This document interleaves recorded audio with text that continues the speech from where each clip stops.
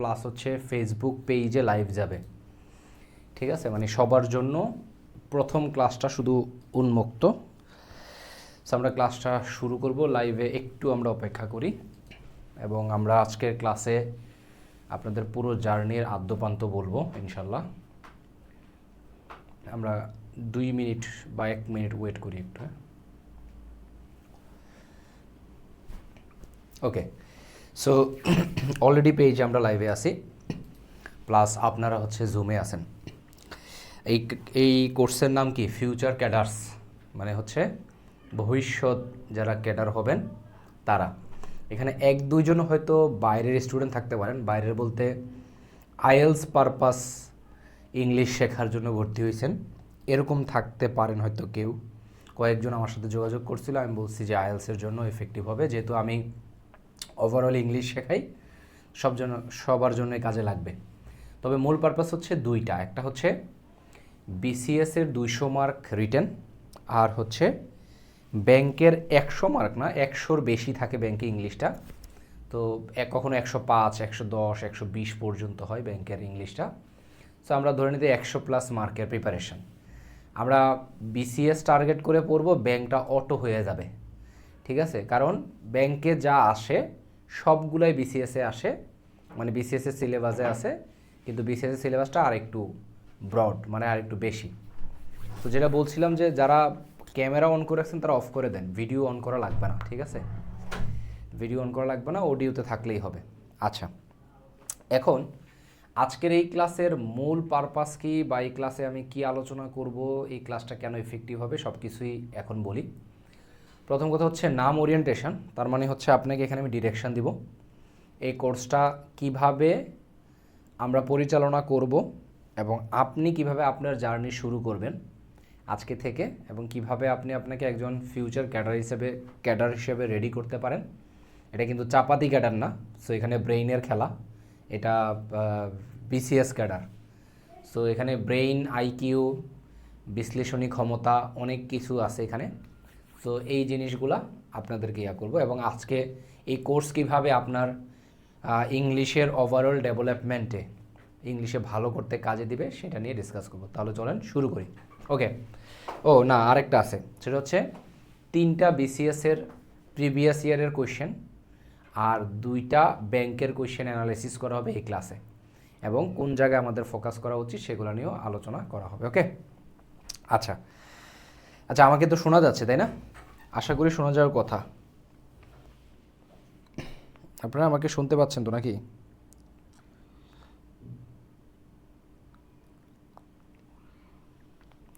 আমাকে শোনা যাচ্ছে না? শুনতে পাচ্ছেন না? মাইক্রোফোন অন করেই বলেন। শোনা যাচ্ছে। হ্যাঁ, ওকে। আচ্ছা, এখন আসি প্রথম ব্যাপার। হ্যাঁ, আমরা বিসিএসের কোয়েশ্চেনের অ্যানালাইসিসে একটু পরে যাই। আগে আসি হচ্ছে আমি আপনাদের কি কি জায়গায় বা কোন জায়গায় কাজ করব সেটা। ওকে, প্রথম কথা হচ্ছে কয়েকটা জায়গায় আপনাদের পরিবর্তন আনতে হবে নিজেদের। হ্যাঁ, যে জায়গায় আমি ডিরেকশন দিয়ে দিব। পরিবর্তনগুলো হচ্ছে চিন্তা এবং মানসিকতায় ভালো রকমের পরিবর্তন আনতে হবে।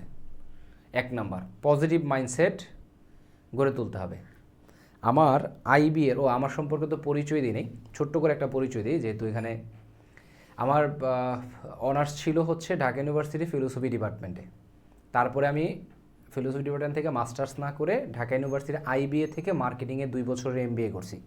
এটা রেগুলার এমবিএ, মার্কেটে যারা আইবিএ সম্পর্কে আইডিয়া আছে তারা ভালো বলতে পারবেন। আর কলেজ ছিল নটরডেম কলেজ। আর অল্প কিছুদিন 1.5 মাসের মতন বাংলাদেশ কৃষি ব্যাংকের সিনিয়র অফিসার হিসেবে কর্মরত ছিলাম। সো এটা প্রায় আজ থেকে প্রায় 1.5 বছর আগে। 22 কত সাল, 23-24 সাল মনে হয়, হ্যাঁ 24 সাল, 1.5 বছরের একটু বেশি সময়, বা 1.5 বছর। তার আগে চাকরি তখন ছেড়ে দিই। মূল পারপাস ছিল যে আসলে এন্টারপ্রেনার হওয়ার দিকে একটু ঝোঁক কাজ করতেছিল অনেক দিন ধরে। তো তখন ফাইনালি ডিসিশানটা আরও স্ট্রংলি নেই। তো এই ডিসিশানটা আসলে ছিল 44তম বিসিএস, যেটা আমার প্রথম লিখিত ছিল 44তম বিসিএসে। আর ওইখানে মাঝপথ থেকে আমার কাছে মনে হয়েছে যে মানে আমার বিসিএসের দিক থেকে আমার এন্টারপ্রেনারশিপের দিকে ঝোঁক বেশি। মূল ব্যাপারটা। তো তখন থেকে আমি প্রিপারেশানটা ছেড়ে দিয়েছিলাম। তারপরও 45 এবং 44 বিসিএস কিন্তু একই সাথে চলতেছিল দুইটা, এবং আমরা জানি যে 44 হচ্ছে বাংলাদেশের সবচেয়ে হতাশাজনক বিসিএসগুলোর মধ্যে একটা। কারণ এটা 2020 সালের না 19 সালের সার্কুলার, পরীক্ষা হয়েছে 22 সালে, রেজাল্ট দিছে 25 সালে, এখনও জয়নিংয়ের কোনো নাম নাই। মানে দীর্ঘ 5 বছর 44 বিসিএস। কিন্তু অন্য বিসিএসগুলো কিন্তু এত সময় নেয় নাই, 44টা একটু বেশি সময় হয়ে গেছে, এখনও জয়েন হয় নাই। তো আমি ওই বিসিএসে যেহেতু আমার হাফ প্রিপারেশান ছিল বা তখন থেকে ছেড়ে দিয়েছিলাম, তারপরেও যেই প্রিপারেশনে পরীক্ষা হয়েছে আলহামদুলিল্লাহ 44তম বিসিএসে পোস্টাল ক্যাডারের সুপারিশপ্রাপ্ত হয়েছিলাম। ভাইবা দিতে চাই নাই আসলে, কিন্তু ফ্যামিলি থেকে বিভিন্ন সার্কামটেন্স মিলে দিতে হয়েছে। আর 45তম বিসিএস যেহেতু একসাথে দুইটা বিসিএস চলতেছিল, 45-এর রিটেন দিয়েছিলাম। রিটেন দেখছি ভাইবা আছে 14 তারিখ, কিন্তু ভাইবাতে অ্যাটেন্ড করবো না। এটা হচ্ছে কথা। এখন একটা কোয়েশ্চেন হতে পারে, ভাই বিসিএসে আপনি জয়েন করবেন না, আপনি বিসিএসের কোর্স করান কেন? এরকম কয়েকটা কোয়েশ্চেন কারো কাছে নেগেটিভ কোয়েশ্চেন থাকতে পারে। যারা এইভাবে থিঙ্কিং করবেন, আমি প্রথমে বলছি আপনাদের মানসিকতায় পরিবর্তন আনতে হবে। এটা একটা মানসিকতায় পরিবর্তনের ধাপ। কারণ আমি বিসিএসের দিকে আমার ঝোঁক নাই, আমার একসময় ছিল ফরেন ক্যাডারে, এটা করবো না, ডিনাই করবো না, ফরেন ক্যাডার হওয়ার ঝোঁক ছিল শুধু। কিন্তু তারপরে মাঝখান থেকে মনে হয়েছে যে আমার কাছে আসলে আমার মানে যে ক্যালিভার বা আমার যে স্কিল, ওই দিক থেকে মনে হয়েছে যে আমি অন্টারপ্রেনারের দিকে গেলে আরও ভালো করব। মূল পারপাসটা হচ্ছে এইটা। কিন্তু সবাই কি অন্টারপ্রেনার হবে? দেশের সবাই তো অন্টারপ্রেনার হবে না, বা তাদের সবার অন্টারপ্রেনার দিকে ঝোঁক নাই। আবার বিসিএসের ক্রেজ বা বিসিএসের ইচ্ছা আপনার অনেকের আছে প্রচুর। একসময় আমার প্রচুর ছিল ফরেন ক্যাডারের প্রতি, সত্যি কথা বলতে। ইভেন আমি আইবিএতে শুরু দিকে গেছিলাম, যে আইবিএর স্টুডেন্টরা তো বড় বড় জায়গায় যায়, তো আমি আইবিএতে এই জন্য গেছিলাম, ঠিক আছে। কিন্তু আইবিএতে যাওয়ার পরে গিয়ে মানসিকতার কিছু পরিবর্তন আসছে। তখন মনে হয়েছে যে আসলে মানি ম্যাটার্স, আর আমি যদি বৈধ পথে টাকা পয়সা ইনকাম করতে চাই, আমাকে আসলে মানে বেশি টাকা পয়সা ইনকাম করতে চাই, আমাকে অন্টারপ্রেনার হওয়া লাগবে। এই হচ্ছে কথা। সো এটার ব্যাখ্যা দিলাম। আর 45-এর যেহেতু ভাইবা আছে, কিন্তু ভাইবা দিব না। এরপর থেকে আর কোনো বিসিএসে অ্যাটেন্ডই করি নাই। এখনও বয়স আছে, যেহেতু সরকার 2 বছর বয়স বাড়াইছে, কিন্তু পরে মানে 45-এ পরে আরও 3-4টা বিসিএস দিতে পারতাম। তো এই হচ্ছে সংক্ষিপ্ত জার্নি। আর ইংলিশ পড়ানো বা পড়ানোর অভিজ্ঞতা হচ্ছে 9 বছরের বেশি সময়। আমি ইভেন 3rd ইয়ার থেকে স্পোকেন ট্রেনিং করাই, ঠিক আছে। সো ওই কিন্তু অনলাইন জগতে কাজ করি গত 2-2.5 বছর ধরে। এবং জয়েন ইংলিশ প্রতিষ্ঠা হয়েছে মাত্র 1 বছর, এখনও হয় নাই। অক্টোবরের 19 তারিখ, আজকে কি সেপ্টেম্বর, এটা আগামী মাসের 19 তারিখ আমাদের প্রথম প্রতিষ্ঠা বার্ষিকী, ঠিক আছে। যাই হোক, এই হচ্ছে ছোট্ট এখন আসেন যে আমি আপনাদের কোন কোন জায়গায় কাজ করব। প্রথম কথা হচ্ছে, আমি শুধু ইংলিশ নিয়ে কাজ করব না। ইংলিশ তো পুরো ফোকাস ইংলিশ থাকবে, কিন্তু আমার পাশাপাশি আপনাদের মানসিকতা এবং চিন্তার জগতে একটা বড় পরিবর্তন আনবো। চেষ্টা করব, সর্বোচ্চ ট্রাই করব, এবং আপনারা নিজেরা পরিবর্তন হইতে চাইবেন কিনা সেটা আপনাদের বিষয়। কিন্তু আপনি যদি আসলেই বিসিএস ক্যাডার হইতে চান, তাহলে বিসিএস ক্যাডার মানে বাংলাদেশের টপ সরকারি চাকরি, এটা ডিনাই করার কিছু নাই। তো টপ সরকারি যাইতে হইলে আপনার থিঙ্কিং লেভেলও টপ লেভেলের হইতে হবে, আদারওয়াইজ সম্ভব না। অনেকে আমার সম্পর্কে অনলাইনে একটা ক্রিটিক আছে, হ্যাঁ, যে ভাই খুব দম্ভ ভরে অহংকার ভরে বলেন হাফ প্রিপারেশনে ক্যাডার হয়ে গেছেন, মানুষ দিন রাত পরিশ্রম করে, হইতে পারে না। ব্যাপারটা আসলে হাফ প্রিপারেশন বিসিএসের, কিন্তু জ্ঞানের জগতে হাফ প্রিপারেশন ছিল না। আমি ভার্সিটি ল্যাবের ফার্স্ট ইয়ার থেকে ডিবেট করতাম। আমার নরডেম কলেজে থাকতে আমি সেখান থেকে আমার বেসিক হইতে শুরু করে অ্যানালাইসিস, থিঙ্কিং, আইকিউ এগুলো ডেভেলপ করছি। আইবি এর জন্য যে প্রিপারেশান, এই জার্নি একসময় শেয়ার করবো আপনাদের সাথে, যেগুলা ইনসেন লেভেলের পরিশ্রম করছি। ভার্সিটি লাইফে আমার ডেভেলপমেন্টটা হয়ে গেছে আসলে। সো ওই BCS is not all about যে আপনি শুধু পড়বেন। বিসিএস পড়ালেখা করে ক্যাডার হওয়া কঠিন, শুধু পড়াশোনা করে ক্যাডার হওয়া কঠিন। এবং এটার পার্সেন্টেজ আমি বলবো যে 0.00001%। মানে যারা ক্যাডার হয়, শুধু পড়াশোনা করে ক্যাডার হয়, পার্সেন্টেজটা 0.00001% এরকম টাইপের। তাহলে কি পড়তে হবে? যেমন আমি যদি 44 আরও ভালো করে পড়তাম, অটোমেটিক্যালি আমার সামনের ক্যাডারগুলোই আসতো, তাই না? যেমন বিজ্ঞান, পৃথিবীর সবচেয়ে বাজে পরীক্ষা দিছি বিজ্ঞান, আমার লাইফের সবচেয়ে বাজে পরীক্ষা দিছি। আমি যেহেতু আর্টসের এবং কমার্সের মিলাই স্টুডেন্ট ছিলাম, তো তো সায়েন্স পরীক্ষা খুবই বাজে দিছি, হ্যাঁ ধরেন 40 হয়তো পাবো, কিন্তু আমার সাথে যারা ওই ব্যাচে পরীক্ষা দিছে সায়েন্স ব্যাকগ্রাউন্ডে তারা পাবে 80, ব্যবধান এখানে 40 হয়েছে। আমি হয়তো অন্য দিকগুলোতে কভার করে ফেলতে পারছি, এই কারণে জেনারেল ক্যাডার পাইছি। আমি অবশ্য শিক্ষা ক্যাডার দেই নাই, শুধু জেনারেল ক্যাডারই অ্যাপ্লাই করছিলাম, আমার শিক্ষা ক্যাডারও ছিল। যাই হোক, সো যেটা বলছিলাম, আপনার চিন্তার জগতে একটা পরিবর্তন আনতে হবে, এইটা নিয়ে আমি কাজ করব। 2, আইকিউ বাড়ানোর ক্ষেত্রে কাজ করতে হবে, যেটা মানে মাস্ট, মানে কম্পালসারি, ওকে। আর 3 নাম্বার হচ্ছে বিশ্লেষণী ক্ষমতা, ঠিক আছে। আপনার এক্সাম হলে আপনি যা পড়ে যাবেন তার 50% কমন পাবেন, আর 50% কমন পাবেন না। ওই 50% আপনাকে আপনার বিশ্লেষণী ক্ষমতা, আইকিউ এবং পড়াশোনার বাইরে আপনার যা অর্জন সেটাতে আপনাকে করতে হবে, আনসার করতে হবে, ওকে। এবার আসেন, মানসিকতার পরিবর্তন বলতে 2 ধরনের মানসিকতা আছে, পজিটিভ এবং নেগেটিভ। আমি আপনাদের অ্যানালিসিসে যাব, এই কথাগুলো খুবই গুরুত্বপূর্ণ। অনেকের মনে হতে পারে ভাই জ্ঞান দিতেছেন আজাইরা, পড়াশোনা শুরু করেন। না, পড়াশোনার চেয়ে সবার আগে এটা দরকার আছে, এই জন্য এই কথাগুলো বলতেছি। আজকে থেকে আপনাদের জার্নি শুরু। আমার টার্গেট হচ্ছে আপনারা যেহেতু আমার এই বিসিএস ক্যাডার ব্যাচের স্টুডেন্ট, আপনারা যেন টপ ভালো করেন, এবং শুধু ইংরেজি ভালো করলে তো হবে না, আপনার টার্গেট তো ক্যাডার হওয়া। সো আমি আপনাদেরকে সার্বিক অন্য বিষয়গুলো পড়াবো না, কিন্তু সার্বিক ডেভেলপমেন্টটা নিয়ে কাজ করব, আমার ইচ্ছা।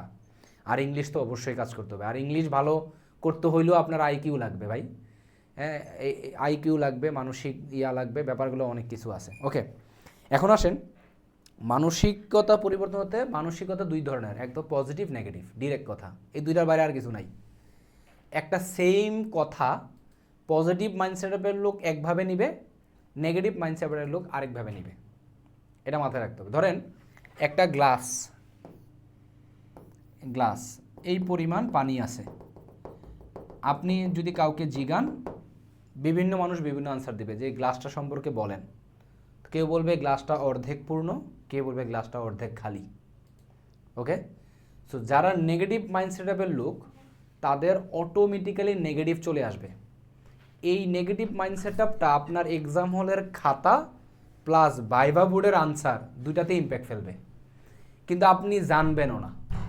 মানে যে নেগেটিভ লোক, তার আনসার যে নেগেটিভ হইতেছে বা তার আনসার যে রাইট ডিরেকশনে নাই, সে তো জানে না, কারণ তার মানসিকতা তো নেগেটিভ, তার কাছে ওইটাই রাইট মনে হইতেছে।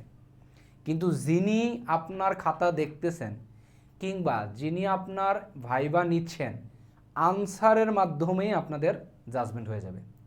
আপনাদের একটা কোয়েশ্চেন করি আমি, আপনারা আনসার করবেন, সবাই এত আনসার করার দরকার নেই, স্বেচ্ছায় 1-2 জন আনসার করবেন। আমার আইবি এর ভাইবা বোর্ডে একটা কোয়েশ্চেন ছিল এমন, বিসিএসেও বেশ কয়েকটা ট্রিকি কোয়েশ্চেন ছিল, এবং আমার কাছে মনে হয়েছে মানে আনসারগুলো অনেক স্যাটিসফ্যাক্টরি ছিল। আমাদের ধর্মীয়ভাবে ধরেন মুসলিম কিংবা হিন্দু, বৌদ্ধ, খ্রিস্টান, প্রায় প্রত্যেক ধর্মেই একটা বর্ণ কিংবা এটাকে কি বলে, আলাদা শ্রেণী বৈষম্য আছে, হ্যাঁ। যেমন মুসলিমদের মধ্যে মাযহাব নিয়ে একটা দ্বন্দ্ব আছে, অথবা শিয়া সুন্নি নিয়ে একটা দ্বন্দ্ব আছে। এরকম হিন্দু ধর্মেও ধরেন 4টা বর্ণ আছে, এরকম একটা কথা। খ্রিস্টানদের মধ্যেও ওই যে প্রোটেস্ট্যান্ট, আবার নিউ প্রোটেস্ট্যান্ট, ওল্ড প্রোটেস্ট্যান্ট নামে কি যেন থাকতে পারে। যাই হোক, সো আমাকে প্রশ্ন করছিল, আমার এসএসসি ব্যাকগ্রাউন্ড ছিল মাদ্রাসা, মানে আমি দাখিল পাস করছি মাদ্রাসা থেকে, গ্রামের একটা প্রত্যন্ত অঞ্চলের মাদ্রাসা, সেখান থেকে এনডিসি মানে নটরডেম কলেজ, এবং সেখান থেকে ঢাকা ইউনিভার্সিটির ফিলোসফি, সেখান থেকে আইবিএ, তারপরে ওই বাকিগুলা। এখানে যে মাদ্রাসা, এবং এটা আমি আর্টস হওয়ার কারণ হচ্ছে আমার ওই মাদ্রাসায় আর কোনো সেকশন ছিল না আর্টস ছাড়া, এবং মাদ্রাসাতে অন্য সেকশন থাকতে পারে, মানে সায়েন্স থাকতে পারে, কমার্স থাকতে পারে, এটা আমি এক্সাম হলে গিয়ে দেখছি। মানে ফাইনাল পরীক্ষার সময় আমার পাশে যিনি বসতেন, আমি যেদিন সমাজবিজ্ঞান পরীক্ষা দিই সেদিন সে বায়োলজি পরীক্ষা দেয়, আমি ঠিক ওই দিনই জানছি যে মাদ্রাসায় অন্য ডিপার্টমেন্ট আছে। যাই হোক, এগুলো হতাশার গল্প, আরও অনেক গল্প আছে, বলবো না। এই ফিলোসফি হওয়ার কারণ আছে, নটরডেমে আমি টপ স্টুডেন্টদের মধ্যে একজন ছিলাম, আমার ভার্সিটিতে টপ করার কথা ছিল, এখানে টপ র্যাঙ্ক করার কথা ছিল। কী কারণে খারাপ করছি, পরবর্তীতে এটা আবার আইবিএতে ইম্প্যাক্ট করে আইবিএতে চান্স পেতে আমার সহজ হয়েছে। এগুলো নিয়ে একসময় আপনাদের সাথে আলোচনা করব, যেগুলো আপনাদের লাইফের জন্য কাজে লাগবে, ওকে। আচ্ছা, কি যেন একটা কোয়েশ্চেন, আমাকে কোয়েশ্চেন করছে, আচ্ছা আপনি তো মাদ্রাসা ব্যাকগ্রাউন্ড থেকে আসছেন, আবার সেখান থেকে ফিলোসফিও, নর্ডেম কলেজ সেখান থেকে ফিলোসফি, আবার এখন আপনি আইবিএতে বিজনেস পড়তে চান, মানে খুবই ডাইভার্সিফাইড লোক। আচ্ছা আপনি বলেন তো, এই যে মুসলিমদের মধ্যে শিয়া আর সুন্নিদের মধ্যে যে একটা দ্বন্দ্ব আছে, এই সম্পর্কে আপনি কি বলতে চান? হ্যাঁ, আপনার মতামত কি? ইংলিশে হয়েছে, what do think about the clash between Shia and Sunni as you are from madrasa background, এরকম বলছে। এখন আপনারা কেউ একজন আনসার করেন যে শিয়া সুন্নি মুসলিমদের যে দ্বন্দ্ব, এটা নিয়ে কেউ একজন একটা আনসার করেন তো দেখি। মানে এটা নিয়ে আপনার মতামত কি, কেউ বলবেন? মুসলিমদের মধ্যে কেউ একজন বলেন, প্রবলেম নাই। মানে আমরা ইয়াতে যাব না, মানে এটাকে বলে আমরা ওই ধর্মীয় আলোচনায় নাই, আমি জাস্ট আনসারটা শুনতে চাইছি যে কার মাথায় কি আসতেছে। কি বলবেন না? এতজন জয়েন করছেন, কেউ বলতে পারবেন না? 300+ স্টুডেন্ট, এর মধ্যে 150+-এর উপরে জয়েন করছেন। কি এটা কি আবার চ্যাট বক্সে আলোচনা করতেছেন নাকি আপনারা? আচ্ছা কেউ একজন বলেন শুনি, চ্যাটে না, মুখে বলেন। আরে ভাইবা কি বলেন, স্মার্ট হইতে হবে, টাইপ করে করে পাঠাইতেছেন কেন?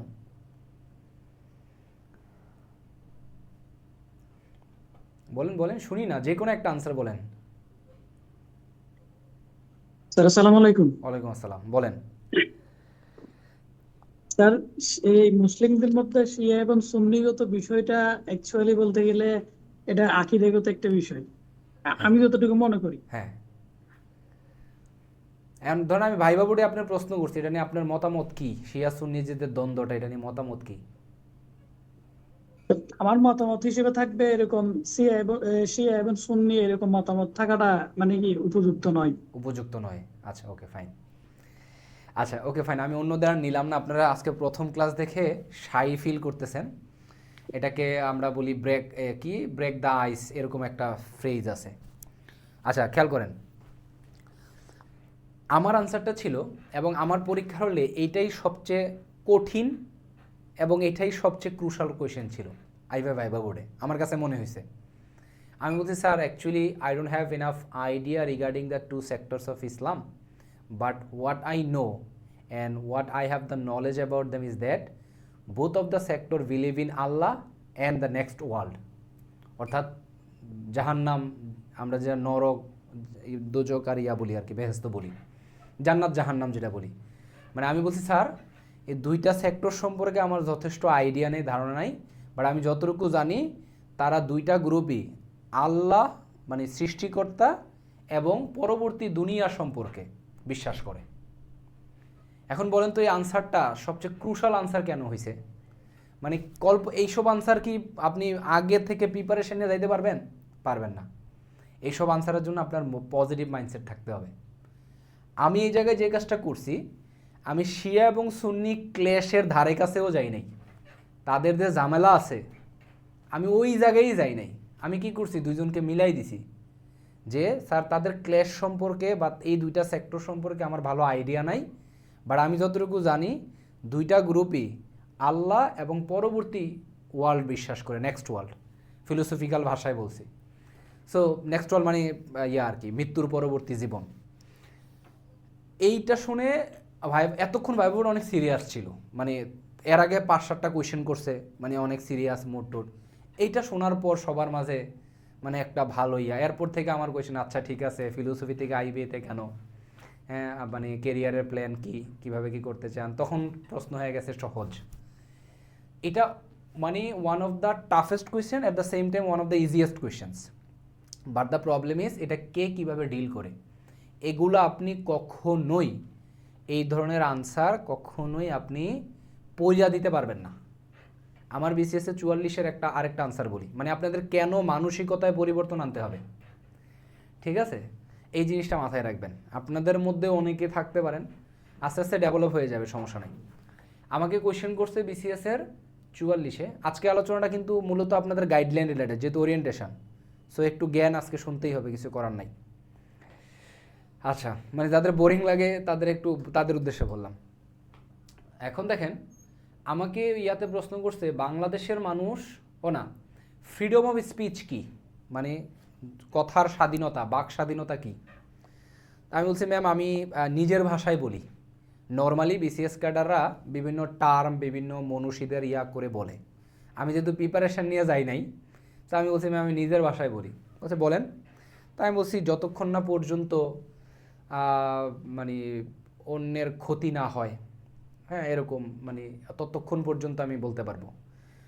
বলতেছে যে না, আমি বলছিলাম যে কি, ও না, যতক্ষণ পর্যন্ত রাষ্ট্রীয় আইন অমান্য না হয় এবং রাষ্ট্রের কোনো বিধিনিষেধের লঙ্ঘন না হয়, ততক্ষণ পর্যন্ত একজন মানুষ তার বাকস্বাধীনতা প্রকাশ করতে পারবে।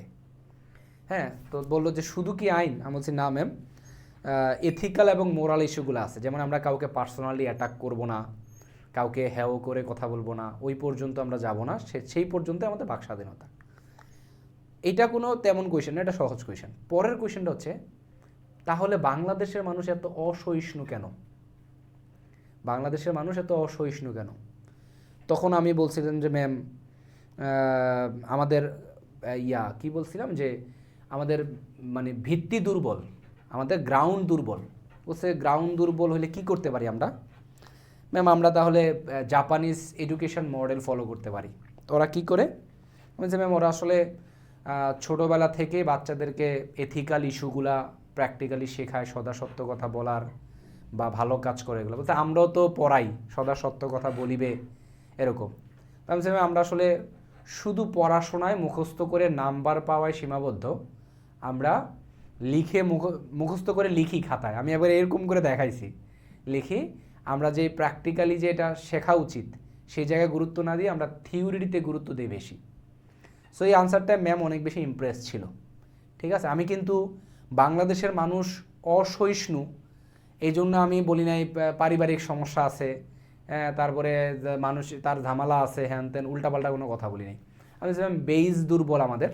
তো বেস কি? ছোটোবেলা থেকে আমার এডুকেশনটা যদি প্র্যাকটিক্যালি সদা সত্য কথা বলিব না বলে সত্য কথাই বলি, এটার জন্য মার্ক থাকতো, তাহলে আমাদের ইয়াটা হইতো আর কি ব্যাপারটা। তো যাই হোক, সো এই কোয়েশ্চেনগুলো আপনি এই মুখস্থ করে পারবেন না।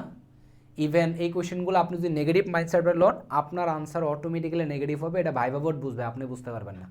এটা মাথায় রাখতে হবে, ঠিক আছে, এই ব্যাপারটা। আর ভাইভা বোর্ডে কখনোই আপনার প্রশ্ন না পারার জন্য মার্ক কাটে না, আমার ধারণা, আমি বিশ্বাস করি এটা।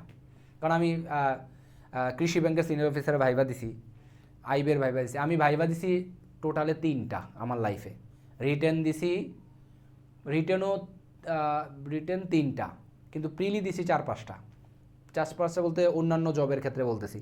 আমি আবার একটু উইয়ার্ড অ্যাপ্লাই করতাম। যেমন একটা পোস্ট 1500 টাকার অ্যাপ্লাইয়ের ইয়া থাকে, ওই যে বিভিন্ন গ্যাস ফিল বা বড় বড় চাকরিগুলোতে একটা পোস্ট থাকতো, আমি ওগুলাতে অ্যাপ্লাই করতাম বেশি। তো 3টা ভাইভা দিছি, 3টা রিটেন দিছি, না 4টা হয়েছে আর কি, 45 যদি ধরেন আর কি, 45-এর রিটেন দিছি, ভাইভা তো দেই নাই। 3টার মধ্যে একটা হচ্ছে পেট্রো বাংলার রিসেন্ট না, এর আগে একটা 10টা পোস্টে সার্কুলার ছিল, আর 27,000 পরীক্ষা দিছিল। এটার মধ্যে এক্সামটা আইবিএ নিছিল, এর মধ্যে 62 জনকে রিটেনে টিকাইছে, রিটেন প্রিলি একসাথে হয়েছে। 62-দের মধ্যে আমি ছিলাম। ভাইভাই ক্র্যাক করতে পারিনি। ভাইভাতে 10 জনের মধ্যে 5 জন ছিল তখন অঘোষিত লবিং, এটা সবাই জানে। রাইভের ভাইভাদের সাথেও যাই হোক, যদিও এটা লাইভে যাইতেছে, তারপরও এটা আগের সরকারের সময়, সমস্যা নাই। তো আর 5টা পোস্টের মধ্যে 4টাই আমার আইভিএর পরিচিত ভাইভাদার ঢুকছে, একজন বাইরের ঢুকছে, এরকম মানে 5টা যেটা লিগাল হইতে গেছে। এই ভাইভা দিছি, আর ওই ব্যাংকের কম্বাইন্ড ব্যাংক যেটাতে কৃষি ব্যাংকের সিনিয়র অফিসে ওই ভাইভা দিছি, আর 44-এ ভাইভা দিছি। মানে আমার লাইফে এই 3টা ভাইভা জবের, আইবিএর একটা ভাইভা, ধরেন এই 4টা ভাইভা ছিল। 4টার মধ্যে 3টাই ক্র্যাক করছি, একটাই করি নাই, সেটা আসলে রিটেনের দূর, রিটেনে আরও মার্ক পাওয়া লাগতো হয়তো বা। যাই হোক, সো যেটা বললাম, এখন এই মানসিকতাটা কিন্তু আপনার রিটেনের খাতায় ইম্প্যাক্ট ফেলবে। কোনো একটা কিছু যখন আপনি অ্যানালাইসিস করতে যাবেন, ব্যাখ্যা করতে যাবেন, সেখানে ইম্প্যাক্ট ফেলবে। সো আজকে থেকে আপনার মানসিক চিন্তার একটা পরিবর্তন আনতে হবে, যেটা আমি বিভিন্ন সময়ে ক্লাসের বিভিন্ন পার্সপেক্টিভে বলে দিব যে এই জায়গায় এটার আপনাদের পরিবর্তন আনতে হবে। এটা আমি ডেভেলপ করব সবার আগে, কারণ এটা আপনার রাইটিংয়ে ইম্প্যাক্ট ফেলবে। খাতায় মুখস্থ করে ক্যাডার হইতে পারবেন না, হাজার হাজার লোক পড়তেছে, হাজার হাজার লোক হইতেছে, চাকরি পাইতেছে কতজন। আর দেখবেন যে বেশিরভাগই বড় চাকরিগুলা ভালো ভার্সিটি ব্যাকগ্রাউন্ডের পায়, বেশিরভাগ বাইরের আছে ভালো ভার্সিটি ব্যাকগ্রাউন্ড, ধরুন বুয়েট চুয়েট কুয়েট হইতে পারে, মেডিকেল, ঢাকা ইউনিভার্সিটি আইবিএ বা কয়েকটা সায়েন্স ফ্যাকাল্টি এরকম। এখন বলতে পারেন ভাই এরা অ্যাডভান্টেজ পায় না, সে আগে কষ্ট করছে, আগের থেকে ডেভেলপ করে আসছে, ঠিক আছে? তো এটা। আর আপনারা সবচেয়ে বেশি মোটিভেশন আমার থেকে নিতে পারবেন, কারণ আমার ফ্যামিলিতে আমি সর্বোচ্চ জায়গায় আছি, মানে পড়াশোনা কিংবা বিভিন্ন জায়গায় জবের ক্ষেত্রে বলেন বা অন্য কথা, আমি সর্বোচ্চ জায়গায়। আমাকে গাইড করার মতন কেউ ছিল না, একেবারে ফ্রাঙ্কলি বলি, এটা অনলাইনে ক্লাস হইতেছে তারপরে বললাম। বাট আমি একেবারেই একটা গ্রামের ছেলে থেকে শুরু করে বাংলাদেশের টপ ভার্সিটির আইবিএ থেকে এমবিএ করে এবং বাংলাদেশের সর্বোচ্চ সরকারি চাকরি বিসিএস পর্যন্ত ক্র্যাক করছি। সো আমি কিন্তু অনেক মেধাবী না, আমি আসলে অনেক পরিশ্রমী ছিলাম। এগুলো আপনাদেরকে আস্তে আস্তে বলবো। এবার আসেন মানসিকতার পরিবর্তন, ব্যাপারটা তো বললাম। তারপরেরটা হচ্ছে আইকিউ বাড়াইতে হবে। আইকিউ বাড়ানোর জন্য পাজেল সলভ করা, বিভিন্ন ধরনের গেম খেলা, হ্যাঁ যেমন টাস খেলতে পারেন বা এগুলো আমি বলে দিব আপনাদেরকে, গেম খেলা। তারপরে ধরেন হচ্ছে গিয়ে বিভিন্ন ব্রেইনস্টর্মিং করা, থিঙ্কিং প্রসেস। ব্রেইনস্টর্মিংটা আবে কোথায়? অ্যানালাইসিস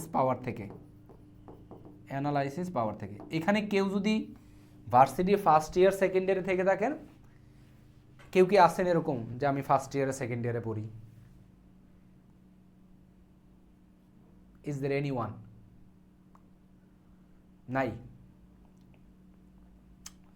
কেউ কেউ তো থাকার কথা। কি লিখতেছেন আপনারা? আমি আছি স্যার। আপনারা কি জুম অন করে সাউন্ড অনেক কম, পজিটিভ থিঙ্কিং 100%, আনমিউট করা যাচ্ছে না? ও আনমিউট করা যাচ্ছে না, আচ্ছা আচ্ছা ওকে। আজকে প্রথম ক্লাস দেখে মনে হয়, ঠিক আছে আপনারা ইয়াতে পাঠান, আজকে প্রথম ক্লাস দেখে মনে হয় সবাইকেই বাধ্য, পরবর্তী ক্লাসগুলোতে অন করে দেওয়া হবে, প্রবলেম নাই, ঠিক আছে? আচ্ছা অনেকেই আছেন ফার্স্ট ইয়ার সেকেন্ড ইয়ার বলছেন, অনেকেই আছেন ইএস লেখছেন জুমে, ওকে। ও আমি তো জানতামই না, আমি এতক্ষণ ধরে কোশ্চেন করতেছি খালি। আচ্ছা না, এটা মনে হয় আমার এডমিন ইচ্ছা করে আপনাদের ইয়া করে দিছে, এর পরবর্তী ক্লাস থেকে অন করে দেওয়া হবে। আজকে নতুন ক্লাস তো অনেকে প্রচুর শব্দ হবে, ক্লাসটা ঠিকমতো করা যাবে না। আচ্ছা অনেকেই আছেন যারা ফার্স্ট ইয়ার সেকেন্ড ইয়ার আছেন, ইভেন থার্ড ইয়ার, তাদেরকে বলবো আজকেই আপনার ভার্সিটির ডিবেট ক্লাবে যায় যুক্ত হন। আজকে তো আর রাত হয়ে যাবে, কালকে গিয়ে ডিবেট ক্লাবে যুক্ত হবেন, এটা বাধ্যতামূলক। কেউ যদি তার বিশ্লেষণী ক্ষমতা, লিডারশিপ স্কিল, প্রেজেন্টেশন স্কিল এগুলো বাড়াইতে চায়, সবার আগে ভার্সিটির ডিবেট ক্লাবে যাইতে হবে।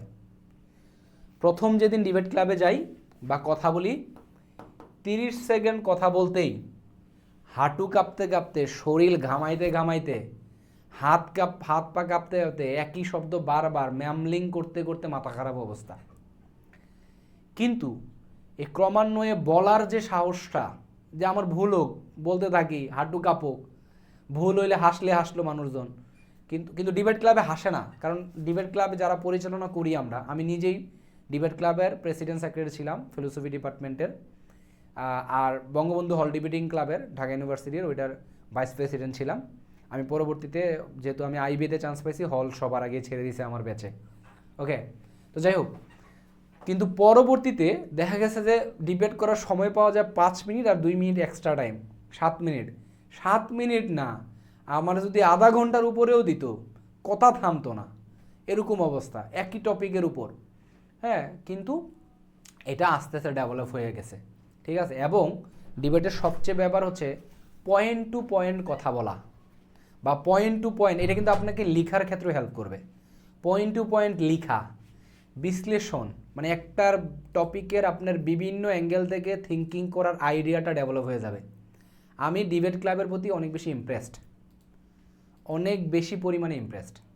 সো আমি বলবো, এবং পাশাপাশি আমি যেহেতু প্রেসিডেন্ট সেক্রেটারি ছিলাম, লিডারশিপ স্কিল ডেভেলপ হয়েছে। বাট কেউ প্রেসিডেন্ট সেক্রেটারি বা লিডার হওয়ার জন্য ডিবেট ক্লাবে যাবেন না, নিজের দক্ষতা উন্নয়নের জন্য ডিবেট ক্লাবে যাবেন, এই ব্যাপারটা মাথায় রাখবেন, ওকে। আচ্ছা, সো তার মানে যেটা বললাম আইকিউ ডেভেলপ করা, অ্যান্ড দেন স্কিল ডেভেলপমেন্টের ক্ষেত্রে বা বিশ্লেষণী ক্ষমতার ক্ষেত্রে ডিবেট ক্লাব। এখন প্রশ্ন হচ্ছে ভাই আমার বয়স তো এখন চাকরির, আমি অলরেডি মাস্টার্স পাস করে ফেলছি, অথবা আমি তো আমার চাকরির বয়সে আছে 2 বছর বা 1 বছর, এরকম কিছু একটা 2টা বা 1টা বিসিএস অ্যাপ্লাই করতে পারবো। আমি কিভাবে ডিবেট ক্লাবে যুক্ত হবো? আমার তো আর সুযোগ নাই। আপনি কি করবেন, বিভিন্ন ডিবেট পাওয়া যায় চ্যানেলে, সেই এই টপিকগুলোও দেখতে পারেন, কাজে লাগবে। অথবা আমি আরও পরের ক্লাসগুলোতে বলবো যে এক একটা টপিক নিয়ে টপিকটার বিভিন্ন অ্যাঙ্গেল চিন্তা করবেন।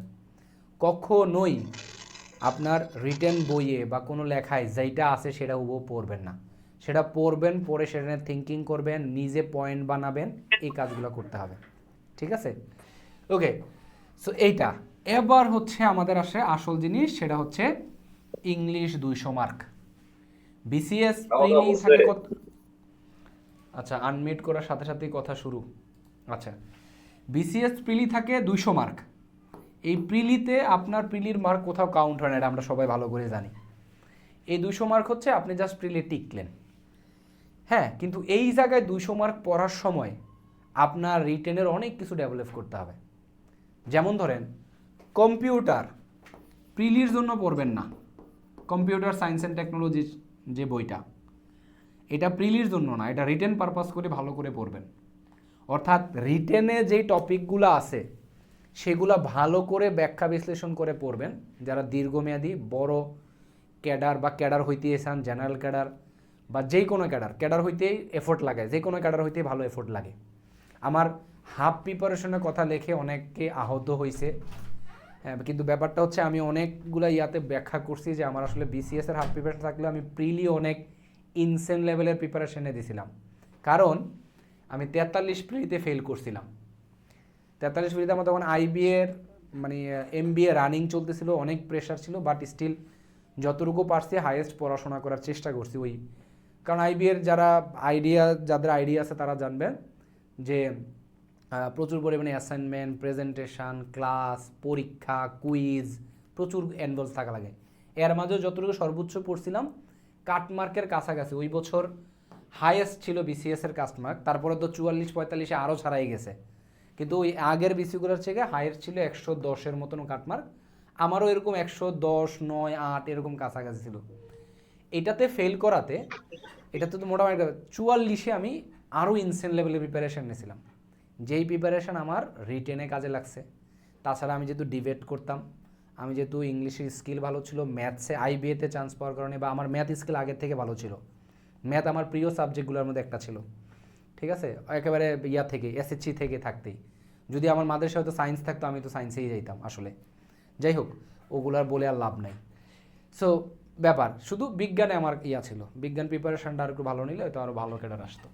তো যেটা বলতেছিলাম, এই 200 মার্কের সময় আপনি রিটেনের প্রিপারেশনটার জন্য ভালোভাবে হয়ে যায়।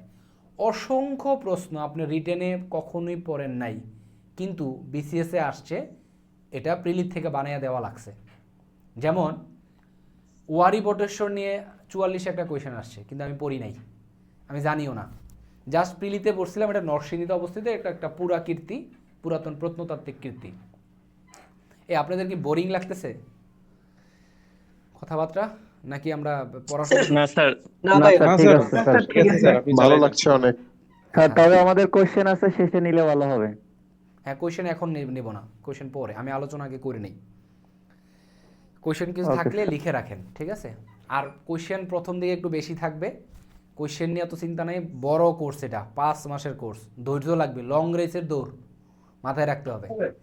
হ্যাঁ, ধৈর্য লাগবে। আর শুধু এই কোর্স লং রেসের না, বিসিএস কোর্সটাই লং রেসের, ঠিক আছে? এটা মাথায় রাখতে হবে। ওকে, আমরা মাইক্রোফোনগুলো অফ করে ফেলি, কথা শুনতে থাকি। নড়াচড়া করা যায়? হ্যাঁ, ঠিক আছে। হ্যাঁ, আমরা মাইক্রোফোনকেও অন করব না, কথা শুনতে থাকি। সো এই 200 মার্ক সম্পর্কেও ক্লাসে বিভিন্ন সময় আপনাদেরকে আমি আলোচনা করব। এবার আসেন, এটা যখন পাস করলেন, টিকলেন, এটা কিন্তু আপনার রিটেনে কিছুই হবে না, মানে যুক্ত হবে না। এবং রিটেন যে বিসিএসটা, সেটাই হচ্ছে সবচেয়ে ক্রুশাল। আমার ভাইবা হয়তো খারাপ হয় নাই, কিন্তু আমি বিসিএস কাটার পাইছি রিটেনের জন্যই, এটা স্বাভাবিক।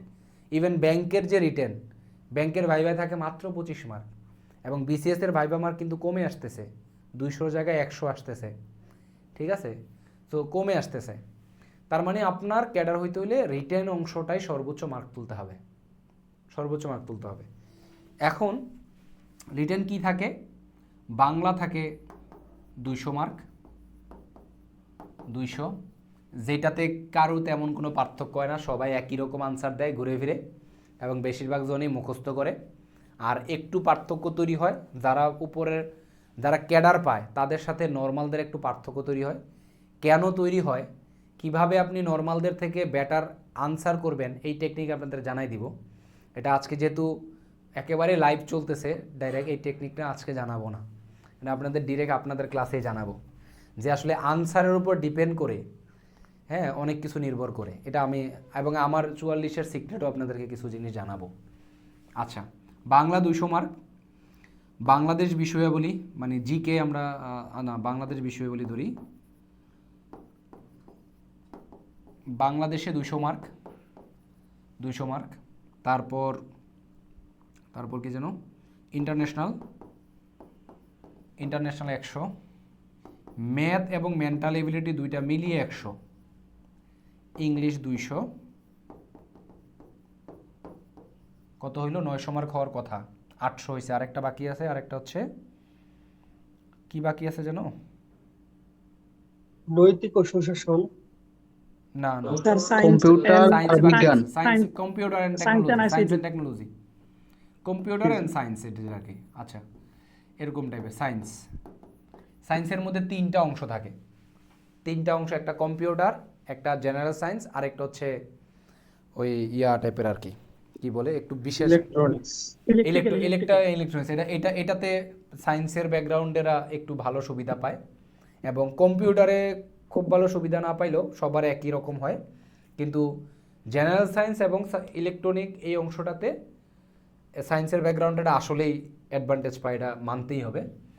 কিন্তু ওইটা আমি করি না, এটা ওভারকাম করা যায়, এটা আমি পড়াশোনা করলেও ওভারকাম করতে পারতাম আসলে। যাই হোক, এখানে 100 মার্ক, ওকে। সো এই হচ্ছে আপনার টোটাল 900 মার্ক। এবার আসেন, এই দুইটা 300 মার্ক সবাই মুখস্থ করে বিভিন্ন এখানে আপনার পার্থক্য তৈরি হবে ওই যে আইকিউ আর বিশ্লেষণী ক্ষমতার উপর পার্থক্য তৈরি হবে। এখানে অন্য কোথাও পার্থক্যর জায়গা নাই, সবাই একই বই পড়ে, শিখর ইউনিক বই পড়া যায়, কিন্তু লেখার সময় নিজের মতন করে লেখে, বা শিখর ইউনিকতে পড়ার সময় প্রিপারেশনটা একটু ভিন্ন থাকে। এই সিক্রেটগুলো নিয়ে পরে আলোচনা করব। একটা ব্যাপার, ম্যাথসের ক্ষেত্রে কমন পড়লে সবার জন্য একই, না পড়লে সায়েন্সেরা একটু বেশি অ্যাডভান্টেজ পায়, এটা হইতেই পারে। সো এখানেও ডিফারেন্স ক্রিয়েট করার একটা জায়গা আসলে আছে, হ্যাঁ। তারপরেও এটা ওভারকাম করা যায়, মানে এটা আপনি ধরেন আপনি যদি 4 মাস 4 মান্থ নিজে পড়াশোনা করেন টানা, এটা ওভারকাম করে ফেলতে পারবেন। আর বাংলা সেম, এটা এই 3টার সাথে এই 3টায় কোনো পার্থক্যই তৈরি হয় না। এই 3টা পার্থক্য তৈরি হয় আপনার আইকিউ, বিশ্লেষণ আর লেখায়। পড়া সবে একই জিনিসই পড়ে, সবারই কম বেশ কমন পড়ে, মানে কমন পড়ে না এমন নাই, প্রিপারেশন দ্বারা নেই সবারই কমন পড়ে, এরকম ব্যাপার। এবার সায়েন্সের ক্ষেত্রে নর্মালি পড়াশোনা করলে আপনি আর্টস হন কমার্স হন প্রবলেম নাই, পারবেন, মানে যা আসে পারার মতনই, অত বেশি হয় না। কিন্তু কিছু কিছু ক্ষেত্রে সায়েন্সের স্টুডেন্টরা একটু অ্যাডভান্টেজ পায়, কিন্তু এটা ওভারকাম করা যায়। যেই জিনিসটার প্রবলেমটা হয় সেটা হচ্ছে ইংলিশ।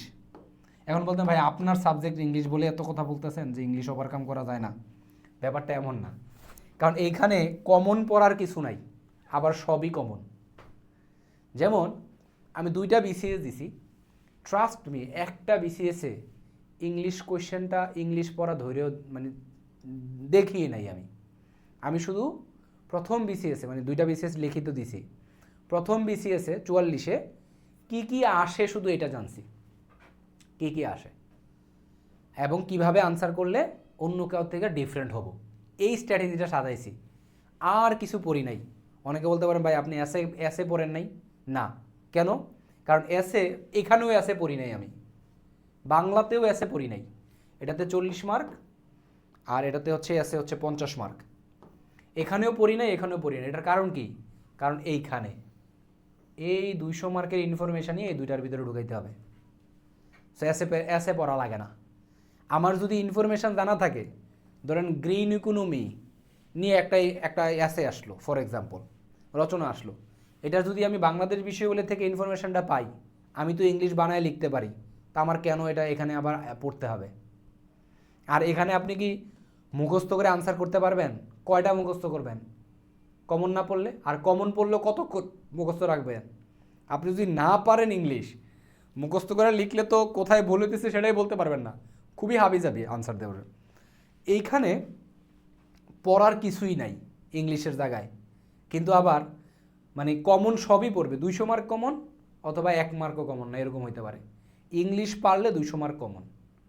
এখানে আসলে অনেকে আমাকে বিসিএসের যে ওই ব্যাংকের অনেক সময় ফোকাস রাইটিংয়ে বা আর্গুমেন্টিভ আসে, অনেক লোক আমাকে মেসেজ করে, ভাই আপনি যেহেতু ব্যাংক থেকে সিনিয়র অফিসার ছিলেন, আপনি ফোকাস রাইটিংয়ের আলাদা কোর্স বের করেন। আমি বললাম ফোকাস রাইটিংয়ে পড়ার কী জিনিস, আমার তো মাথায় কাজ করে না। বলছে কী বলেন স্যার, প্রতি বছর ফোকাস রাইটিংয়ে মার্ক হয়, ডিফারেন্সিয়েট হয়। তাই জন্য ফোকাস রাইটিং তো জানা লাগবে না, আপনার জানা লাগবে ইংলিশ। আপনি ইংলিশ পারলে, আর ফোকাস রাইটিং জাস্ট তথ্য। এখন তথ্য আমি কেন পড়াবো? তথ্য আপনি একটা পত্রিকা থেকে তো দৈরা দেখতে, তথ্য আপনি গুগল সার্চ করলেও পাবেন। হ্যাঁ, আপনার তো এখন তথ্য দরকার নাই, আপনি ইংলিশ পারবেন, তথ্য নিজে বানিয়ে দিবেন, তথ্য ইয়া করে ইংলিশটা বানিয়ে দিবেন, এরকম ব্যাপারটা। যাই হোক, এখানে আসেন। সো এইটা যারা মনে করেন যে ভাই মানে যা যা আসবে বিসিএস ওগুলা পড়ান, ওরকম কিছুই নাই। আমার এখানে মূল টার্গেটটাই হচ্ছে আপনাকে ওভারঅল ইংলিশ ডেভেলপমেন্ট করে দিব। এই জন্য আমাদের কোর্সটাতে আমি যেভাবে আপনাদেরকে ডিজাইন করছি সেটা বলি, তারপরে আমরা চলে যাব অ্যানালাইসিসে, কোশ্চেন অ্যানালাইসিসে যাব আমরা, এবং আপনারা আজকে থেকে কিভাবে প্রিপারেশন শুরু করবেন। এখানে অনেকেই আছেন বেসিক দুর্বল, অনেকে আছেন মোটামুটি বেসিক ভালো। তাহলে বেসিক যাদের দুর্বল তাদের জন্য 20টার বেশি রেকর্ডেড কোর্সের কাজ চলমান, অলরেডি 8টা রেকর্ড হয়েছে, আপনাদেরকে ওয়েবসাইটে যুক্ত করে দেওয়া হবে, আপনারা সেখান থেকে দেখা শুরু করবেন। এগুলো হচ্ছে একেবারে বেসিক বলতে সবারই কাজে লাগবে, যারা বেসিক জানেন তারাও এগুলো দেখবেন, কারণ এখানে নতুন কিছু তথ্য থাকতে পারে আপনাদের এখানে। তারপর আসেন free hand writing. Free hand writing আপনাদের ক্লাস হচ্ছে এখানে 15টা, যেটা আমার ফ্রি হ্যান্ড রাইটিং মূল ব্যাচে ক্লাস সংখ্যা হচ্ছে 28। আগে 36 ছিল, এটা কমাইয়া 28 আনছি, কারণ হচ্ছে এখানে 20টা বেসিক ক্লাস এই কোর্সে দিচ্ছি, প্লাস আগে ক্লাস ডিউরেশন এটাতে 1 ঘন্টা থেকে 1.5 ঘন্টা, আর এটা এখন 1.5 ঘন্টা থেকে 2 ঘন্টা হয়ে যাবে। মানে ঘুরে ফিরে লস নাই, উল্টা লাভ আছে। মানে এখনকার ব্যাচে ফ্রি হ্যান্ড রাইটিং ব্যাচগুলোতে 28টা ক্লাস হলেও লাভ আছে। যাই হোক, এখন আসেন এখানে বলতেন ভাই 15টা ক্লাসে কি শেষ হবে? না, শেষ হবে না। তাহলে আমরা কি করব? তাহলে ভাই শেষ হবে না যেহেতু, কারণ আপনার তো ট্রান্সলেশন ক্লাস আছে 15টা। ট্রান্সলেশন ক্লাসটা কি করব আমরা? এখানে তো আমরা ট্রান্সলেশন করানোর সময় ইংলিশই শিখব ঘুরে ফিরে, সো টেনশনের কারণ নেই। শুধু এটা না, আপনার তো প্যাসেজ আছে 20টা ক্লাস, প্যাসেজের 20টা। এইখানে তো একেবারে ইংলিশের খুঁটিনাটি প্যাসেজের ভিতরে একটা রাইটিং স্যাম্পল, ভোকাবুলারি, তারপর ডাইভার্সিটি আনসারের মেথড, সব কিছু প্যাসেজ রিলেটেড যত কোয়েশ্চেন আছে ওগুলো সলভ হবে। সো ওভারঅল ইংলিশটা এখানেই অটোমেটিক্যালি হয়ে যাবে, সো প্যারা খাওয়ার কিছু নাই। তারপর একটা আমি ওই ইয়াটা ভুলে গেছি, মূলত 5টা না 7টা ক্লাস যেন ট্রান্সফরমেশন নিয়ে বা অন্যান্য বিভিন্ন খুঁটিনাটি কোনো টপিক যদি থাকে সেগুলো নিয়ে। আর ফোকাস রাইটিংয়ের মাত্র 5টা ক্লাস বা রাইটিংয়ের মাত্র 5টা ক্লাস। এই জায়গায় অনেকে বলতে পারেন ভাই মাত্র 5টা ক্লাস, আর এখানে তো 5টা ক্লাস পড়ানোর মতোই কিছু নাই। কারণ কি, এখানে আপনারা ইংলিশ শেখাই আনছি, এখানে কাজ হচ্ছে জাস্ট তথ্য জানানো, এখানে পিডিএফ দিয়ে দিলেও হয়ে যায়, কিন্তু তারপরেও এখানে আমাদের কাজ হবে টপিক ধরে ধরে 3-4টা টপিক একটা ক্লাসে নিয়ে এগুলোর ভিতরে কি কি লেখা যায়, কিভাবে গোছায় লিখলে ভালো হবে, এগুলো আলোচনা করব। সো এখানে আসলে ফোকাস রাইটিং বা এখানে আবার আর্গুমেন্টিভ রাইটিং কীভাবে লিখবেন ব্যাংকের জন্য, অথবা থিমেটিক রাইটিং আইবিএতে ব্যাংকে আসে কীভাবে লিখবেন, এই জিনিসগুলা। সো আমাদের সবচেয়ে ক্রুশাল ক্লাস হচ্ছে ফ্রি হ্যান্ড রাইটিং, যেটা এখানের অনেকেই আছেন ফ্রি হ্যান্ড রাইটিং ক্লাস করে আসছেন, অলরেডি ব্যাচে আসেন। তারা মনে করতে পারেন এই 3টা ক্লাস, এই 15টা ক্লাস আমাদের জন্য লস, যদিও তাদের ফ্রি হ্যান্ড রাইটিং ব্যাচের জন্য ছাড় ছিল, তারপরেও লস নাই। আমার কোনো কোর্স, আমি গ্যারান্টি দিলাম, আমি বুকে হাত দিয়ে বলতে পারি, আমার কোনো কোর্সে লস নাই, কারণ সব কোর্সেই কিছু না কিছু নতুনত্ব থাকবেই। কারণ এই কোর্সে আমি আপনারা যেই টপিক পড়েছেন সেই টপিক পড়াবো, কিন্তু ব্যাখ্যা উদাহরণ মিলবে না। তা আপনি নতুন এক্সাম্পল, নতুন আরও কিছু জানলেন, এটা হচ্ছে কথা। আর ট্রান্সলেশন ক্লাস তো লাগবেই, এটা ম্যান্ডেটরি, এবং এই প্যাসেজের ক্লাস, এই সেকশনটা আমাদের সবচেয়ে গুরুত্বপূর্ণ। এটা আমাদের মোটেও গুরুত্বপূর্ণ কিছু না, এটাও গুরুত্বপূর্ণ না, এবং ট্রান্সফরমেশন বা অন্য আদার্সের যে আরও 5-7টা ক্লাস সেটাও গুরুত্বপূর্ণ না। আমাদের মোস্ট ইম্পর্টেন্ট হচ্ছে এই 50টা লাইভ ক্লাস, 15, 30, এই 20, এই 50টা লাইভ ক্লাসে আমাদের ইংলিশের ডেভেলপমেন্ট হবে। হিউজ 50টা লাইভ ক্লাস মানে হিউজ ক্লাস। আর এর মাঝে আপনারা নিজেরা কীভাবে প্র্যাকটিস করবেন, আপনাদের প্রত্যেক জায়গায় শিট আছে, যেমন এখানে বেসিকের ক্লাসগুলোতে ছোট ছোট শিট আছে, এখানে এই ফ্রি হ্যান্ড রাইটিংয়ে প্র্যাকটিস শিট আছে, এখানে ট্রান্সলেশনের 20টা শিট তৈরির কাজ চলতেছে, 20টা topic wise, science related translation, Bangla to English, English to Bangla, agriculture, তারপর হেলথ কেয়ার, এরকম ধরে ধরে আলাদা, মোরাল অ্যান্ড এথিক্স, এরকম প্যাসেজগুলো আমরা এরকম ডাইভার্সিফাইড প্যাসেজ নিব বিভিন্ন সময়। বেশিরভাগ সময় বিশেষে digitalization, science and technology, moral issue, culture, এগুলো নিয়ে বেশি প্যাসেজ আসে। ওকে, সো এই জায়গা হচ্ছে আমাদের মূল কাজগুলো করব। এখানে প্যাসেজ পড়াবো মানে প্যাসেজ পড়াবো না, এখানে প্যাসেজ পড়াবো মানে আপনাকে ইংলিশ শেখাবো, এখানে ট্রান্সলেশন শেখাবো না, ট্রান্সলেশন না, এখানে আপনাকে ইংলিশ শেখাবো। ফ্রি হ্যান্ডের মানে তো ইংলিশই ঘুরে ফিরে, তার মানে ওভারঅল এই জায়গায় আমার কাজ হচ্ছে ইংলিশ শেখানো। অনেকে ধরে ধরে টপিক শেখায় ইংলিশ না শেখায়, তো এটা আমাদের জন্য ক্ষতি।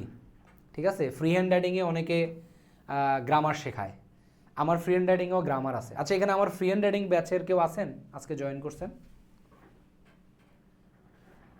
জি ভাইয়া। আচ্ছা, কোন ব্যাচ? জি ভাইয়া। কে কোন ব্যাচের? আমি ভাইয়া ভাইয়া নবম ব্যাচ। মি লার্নিং এর ফার্স্ট বেস্ট। ও মাই গড, আর অন্যরা? নবম ব্যাচ একজন বলছেন, আর স্যার আমি নবম ব্যাচ চলমান। Okay fine. আচ্ছা, তো যারা আমার ট্রান্সলেশন বেস্ট ভাইয়া। হ্যাঁ, যারা অলরেডি আমার ব্যাচের আছেন তাদের তো আমার সম্পর্কে নতুন কিছু নাই, তারা কোনো না কোনোভাবে উপকৃত হয়েছেন বলে আবার এই কোর্সে ভর্তি হয়েছেন। যদি আমি ফ্রড হইতাম বা আমি যদি ঠিক ভালো না পড়াইতাম, নিশ্চয়ই আপনি ভর্তি হইতেন না, আপনি এই প্রতিষ্ঠানকে ব্লক মারে অন্য জায়গায় চলে যেতেন। ব্যাপারটা হচ্ছে এটা। সো যারা নতুন ভর্তি হয়েছেন, আমাকে একেবারে চিনেন না, সন্দেহ করার কারণ নাই। আমার লাইফের একটা জিনিস আমি সবসময় ঠিক রাখি, সেটা হচ্ছে আমার অনেস্টি। আমি যে কোনো লিডার বা যে কোনো ব্যক্তির কাছ থেকে সবার আগে অনেস্টি খুঁজি। সো আমার কাছ থেকে এই অ্যাটলিস্ট এই ধরনের পাবেন। ওকে, আসেন। তো এই হচ্ছে মোটামুটি একটা আলোচনা। এখানে বেসিকে ডেভেলপ হবে, এইখানে যে বেসিকে ডেভেলপ হবে না এমন না। ফ্রি হ্যান্ড রাইটিং যে আমি পড়াই, আচ্ছা আপনারা বলেন, যারা নবম ব্যাচে তো অলরেডি 21টা ক্লাস হয়েছে আজকে সহ, গ্রামার পড়াই না আমি একেবারে নাকি? গ্রামার পড়াই, তাই না? কিন্তু নাম স্যার কিন্তু নাম পড়াই না, তাই না ব্যাপারটা? বা স্ট্রাকচার পড়াই না, বা রোলস পড়াই না, একেবারে প্র্যাকটিক্যালি উদাহরণের মাধ্যমে যে এটা এইভাবে হয়, এটা এইভাবে হয় না, এভাবে দেয়া যাবে না। যেমন ফিউ ফ্রেন্ডস বলতে হয়, ফিউ ফ্রেন্ড বলা যায় না। জাস্ট একবার করে বলে দিই যে ফিউর পরে আমরা যেই নাউনগুলো গুনতে পারি সেটা প্লুরাল ফর্ম বসাইতে হয়। এবার আপনাকে উদাহরণ, few friends, few ideas, few suggestions, few tables, few leaders, এরকম। ঠিক আছে, লিটলের ক্ষেত্রেও লিটল মানি, লিটল ইনফরমেশান, এরকম, ওগুলো আমরা ক্লাসে আছে। আমাকে অনেকে বলেন, sir free hand writing grammar তো পারি না, ফ্রি হ্যান্ড রাইটিং করবো কিনা, বা আপনি গ্রামারের কোর্স ছাড়েন। আরে গ্রামার তো আছে, কিন্তু গ্রামার টপিক ধরে ড্যাংলিং মডিফায়ার কি, সাবজাংটিভ কি, তারপর ধরেন ইনভার্সন কি, এভাবে টপিক ধরে ধরে পড়াই না। আমি সেন্টেন্স পড়াই যে এই বাক্য এইটা এভাবে লেখা যাবে না, এটা এভাবে লিখতে হবে। এটাই হচ্ছে মূলত আপনার শেখা উচিত, এবং এই ডেভেলপমেন্টের মাধ্যমে আপনার স্পিকিং এবং রিডিং ডেভেলপ হয়ে যাবে ইনশাল্লাহ। ওকে, এবার আসেন আমাদের ব্যাখ্যা বিশ্লেষণে। বিগত বিভিন্ন বছরে বিসিএসে কি আসতেছে এবং এগুলো আনসার করার জন্য আমাদের কি করা উচিত সেটা। এটা 44 বিসিএস, যেটা আমি পরীক্ষা দিয়েছিলাম। 44 থেকে বিসিএসের কোয়েশ্চেন প্যাটার্নে পরিবর্তন আসছে, নতুনত্ব আসছে। কেউ মুখস্থ করে গিয়ে আর সম্ভব না। আগেরগুলা কিছু কিছু জায়গায় মুখস্থ করে গিয়েও সম্ভব ছিল, কিন্তু 44-এ অনেক কিছু একটা, যেমন আগে সামারি আসতো, যে শুধু সামারি লেখেন, তো অনেকে কী করতো, প্যাসেজের লাইন তুলে দিত, প্যাসেজ থেকে অল্প অল্প লাইন তুলে দিত। এখনকার সামারিগুলা 44 থেকে পাশাপাশি আপনার মতামত জানাইতে বলে। এই মতামত যে ভালো জানাবে সে ভালো মার্ক পাবে। টিচারের মূল আকর্ষণই হচ্ছে মতামত। আচ্ছা আসেন, ওকে ফাইন। ও ডিজিটাল ডিটক্স, আচ্ছা এখন খেয়াল করেন 44তম বিসিএস, এটা হচ্ছে পেপারের নাম মাছরাঙ্গা ছিল, কোনোটা পলাশ থাকে, এরকম বিভিন্ন নামে থাকে। 4 ঘন্টা সময় বিসিএসের, যেগুলো 200 মার্ক এগুলো 4 ঘন্টা সময় পাওয়া যায় রিটেনে। হ্যাঁ, এখন এখানে একটা প্যাসেজ আছে, প্যাসেজটা বেশ ভালোই বড়, এখনও শেষ হয় নাই। এইখানে আইসা শেষ হয়েছে, এই যে এই জায়গায় শেষ হয়েছে। এটা হচ্ছে প্যাসেজ। এমন হয়েছে যে 45তম বিসিএসে বিশেষ করে 45-এর প্যাসেজটাও বড় ছিল, 44-এটাও বড় ছিল। অনেক স্টুডেন্ট, আমি কিন্তু যখন 44 দেই, 44-এর সময় মনে হয় আপনার স্টুডেন্ট পড়াই না, মনে হয় অফলাইনে পড়াই, অনলাইনে পড়াই না, কিন্তু 45-এর সময় আমি অনলাইনে পড়াই তখন। তো অনেক আছে যে আমার স্টুডেন্ট বা 45-এ রিটেন দিতেছে, এরকম অসংখ্য ছিল। বেশ বেশ ফ্রি হ্যান্ড রাইটিং ব্যাচগুলার অনেকেই 45-এ রিটেন দিছে। দেখা গেছে যে বের হইতেছে, অনেকে আলোচনা করতেছে, আর কি প্যাসেজ আসছে, প্যাসেজ আনসার করতেই লাগে গেছে 1.5 ঘন্টা এরকম। হ্যাঁ, তো প্যাসেজ পড়তেই আর বুঝতেই অনেক সময় লাগে। তাহলে এই জায়গাটায় অনেকে নিনজা টেকনিক শেখায় আপনাদেরকে। কি শেখাবে? 2টা টার্ম আছে আইএলসের ক্ষেত্রে, স্ক্যামিং আর হচ্ছে স্কিনিং, আরেকটা হচ্ছে স্ক্যানিং, এরকম টাইপের। স্কিমিং আর স্ক্যানিং। শর্টকাটে কিভাবে একটা প্যাসেজ সম্পর্কে আইডিয়া নেবেন, কিন্তু শর্টকাটে আইডিয়া নিয়ে কোনো লাভ নাই, এটা বিসিএস। হ্যাঁ, পুরো প্যাসেজটা পড়তে হবে, কিন্তু পড়ার ক্ষেত্রে যার ইংলিশের স্কিল যত ভালো, যার রিডিং হ্যাবিট যত ভালো, যে সাউন্ড শোনার সাথে সাথে আইডিয়া করে নিতে পারে, তারই হচ্ছে এখানে ক্যাপাসিটি আছে। এখন বলতে পারেন স্যার আমি কি পারবো, অনেকের মাথায় এরকম কাজ করতেছে না, আমি কি পারবো? পারবেন, পসিবল। আমি সত্যি কথা বলতে, ফ্রাঙ্কলি স্পিকিং, আমি ইংলিশ শেখাই শুরু করছি নটরডেম কলেজ থেকে। আমার প্রত্যন্ত মাদ্রাসা থেকে ছিল এলাকায়, ওইখানে ধরেন নর্মালি কি হয়, আমাদের গ্রামের মাদ্রাসা স্কুল সবই, এডুকেশন সিস্টেম তো অত ডেভেলপ না, টিচাররাও কোয়ালিফাইড না, প্রবলেমটা এটা হয়। আমি উইথ ডিউ রেসপেক্টই বলতেছি, বেশিরভাগ, সব টিচার না, বেশিরভাগ টিচারই অত কোয়ালিটিফুল না, কোয়ালিটি নাই, কম। সেক্ষেত্রে এটা হয় যে ডেভেলপমেন্টটা ওরকম হয় না, আমারও হয় নাই। আমি নটরডেম কলেজ থেকে কাজ শুরু করছি, তারপরে অনার্সে এসা 3rd ইয়ারের পরে যে ইংলিশের ডেভেলপমেন্টটা মোটামুটি হয়েছে। হ্যাঁ, আচ্ছা এখন আসেন এই প্যাসেজ থেকে আপনাকে আনসার করতে হবে। কখনো 5টা আসে, কখনো 10টা আসে কোয়েশ্চেন। এখানে 10টা আছে, প্রত্যেকটা 3 মার্ক করে। তা আমি প্রতিটা কোয়েশ্চেন এইখান থেকে কিন্তু আপনার জাজমেন্ট এখানেই হয়ে যায়। টিচার আপনাকে ভালো মার্ক দিবে কি দিবে না, জাজমেন্টটা এখানে হবে। মানে পুরো খাতাটা টিচার কেমনে দেখবে, এই জাজমেন্টটা এখান থেকেই হয়ে যায়। কারণ কি, আপনার প্রথম কয়েকটা কোয়েশ্চেনের আনসার দেখলে স্যার বুঝবে আপনি কি ইংলিশ পারেন নাকি পারেন না। যদি দেখে প্রথম আনসারগুলো সুবিধার না, বা ইংলিশের বাক্য গঠন টঠন ঠিক নাই, ছোট ছোট বাক্য, I try, she goes to school, এবং বাক্যের নাই কোনো বিন্যাস, নাই কোনো অ্যাডভান্স সেন্টেন্স, নাই কোনো অ্যাডভান্স স্ট্রাকচার বলতে বোঝাইতেছে অ্যাডভান্স সেন্টেন্স আর কি, তখনই স্যারের বিরক্ত লাগে, এবার পুরো খাতা এলোমেলো এরকম করে দেখে দেখে জায়গা। কিন্তু ভালো হইলে তখন মনোযোগ দিয়ে দেখা মার্ক দেয়। তো এই জায়গায় আমি প্রত্যেকটা কোয়েশ্চেনের হাফ পেজ করে, কোনোগুলো হাফ পেজের বেশি আনসার দিছি। আমি এখানে অনেক সময় নিছি, বাট এই জায়গা থেকে আমার টিচার, আমার ধারণা যে এখান থেকে তার আমার সম্পর্কে ধারণা পাল্টে গেছে। 10টা কোয়েশ্চেন হাফ পেজ করে দিলে এখানে প্রায় 5 পেজেরও বেশি, হাফ পেজের বেশি ছিল অনেক কোয়েশ্চেন, এই 10টা কোয়েশ্চেন। তারপর কি আসছে দেখেন, আপনার আন্ডারলাইন ওয়ার্ডগুলোর কন্টেক্সচুয়াল মিনিং লিখতে বলে। এখন write the meanings of the following words in the question. Okay, এগুলো হচ্ছে উপরে আন্ডারলাইন করা থাকে আর কি, এখানে অবশ্য আমরা নাই, কোয়েশ্চেনে ছিল আন্ডারলাইন করা। এবং মিনিং লিখতে হবে কন্টেক্সচুয়াল মানে কি, ওই প্যাসেজে যেই অর্থে আছে সেই অর্থে। যেমন ধরেন আপনার সেকেন্ড মানে কি, সেকেন্ড মানে হচ্ছে দ্বিতীয়, কিন্তু সেকেন্ড মানে সমর্থন করা। Same goes to champion. Cricket মানে জোনাকি পোকা, ক্রিকেট মানে আবার একটা খেলার নাম। ডিসিপ্লিন মানে শৃঙ্খলা, ডিসিপ্লিন মানে শাস্তি দেওয়া। সো এক একটা ইন্টারাপ্ট করতে বুঝি নাই। ভাই একটু ইন্টারাপ্ট করতে যাচ্ছি, আমার একটু যাইতে হবে, তো এই ক্লাসের রেকর্ডটা কবে দেওয়া হবে? ক্লাসের রেকর্ড আমরা আগামীকাল আপলোড, কিন্তু আপনাদের ওয়েবসাইটে এখনো যুক্ত হয়নি। কাল পরশু 2 দিনের মধ্যে হয়তো সবাইকে যুক্ত করে সব করে দেওয়া হবে। কালকে না ঠিক পাইলেও আছে ভাই, পরদিন। Thank you. ঠিক আছে, ওকে। ঠিক আছে। আচ্ছা, যেটা বলছিলাম, বা ক্লাসের রেকর্ড এটা দেখতে হবে কেন? এই ফেসবুকে তো লাইভ যাচ্ছে, আপনি কালকেই বা আজকে রাতেই পরে দেখে ফেলতে পারবেন। এটা তো আজকে ঠিক তো আছে। ফেসবুকে লাইভ যাচ্ছে প্রথম, সবার জন্য উন্মুক্ত। ঠিক আছে। আচ্ছা, যেটা বলছিলাম, সো আপনাকে কনটেক্সচুয়াল মিনিং লিখতে হবে, ওকে, এটা মাথায় রাখবেন। তারপর কোনো বছর আসে কোনো বছর আসে না যে একটা শব্দের নাউন ফর্ম অথবা অ্যাডজেক্টিভ ফর্ম লিখতে। যেমন এখানে খেয়াল করেন, অ্যাডজেক্টিভ ফর্মটা কাটা দিছে, তার মানে এটা লিখবেন না, আপনি নাউন ফর্ম লিখবেন। নাউন ফর্ম হচ্ছে এম্পাওয়ারমেন্ট। এগুলো অনেকে লিস্ট ধরে ধরে মুখস্থ করে, মুখস্থ করার কিছু নাই। আপনি রিডিং হ্যাবিট যত বাড়াবেন এগুলো অটোমেটিক্যালি হয়ে যাবে। আমরা প্যাসেজ পড়ার সময় এগুলো নিয়ে কাজ করব, সমস্যা নেই। হ্যাঁ, আচ্ছা, এখন আসেন। তারপরে আছে কি, তারপরে আপনাকে বলছে mix into each of the following words and phrases any sentence from the passage above must be avoided. এগুলা দিয়ে আপনাকে সেন্টেন্স লিখতে বলছে, কিন্তু আপনি প্যাসেজ থেকে কোনো সেন্টেন্স নিতে পারবেন না। অনেকে কি করে, ইংলিশ পারে না তো এই শব্দটা প্যাসেজের যে জায়গা আছে ওই সেন্টেন্সটা কপি মেরা দেয়, একেবারে জিরো পাবেন। জিরো মানে জিরো, কোনো দেখবে না, কোনো মার্সিও করবে না যে আপনি কষ্ট করে লিখছেন। কারণ এখানে আপনার স্কিল দেখতে চাইতেছে, আপনার রাইটিং স্কিল কেমন, আপনি ডিরেক্ট কপি মারছেন।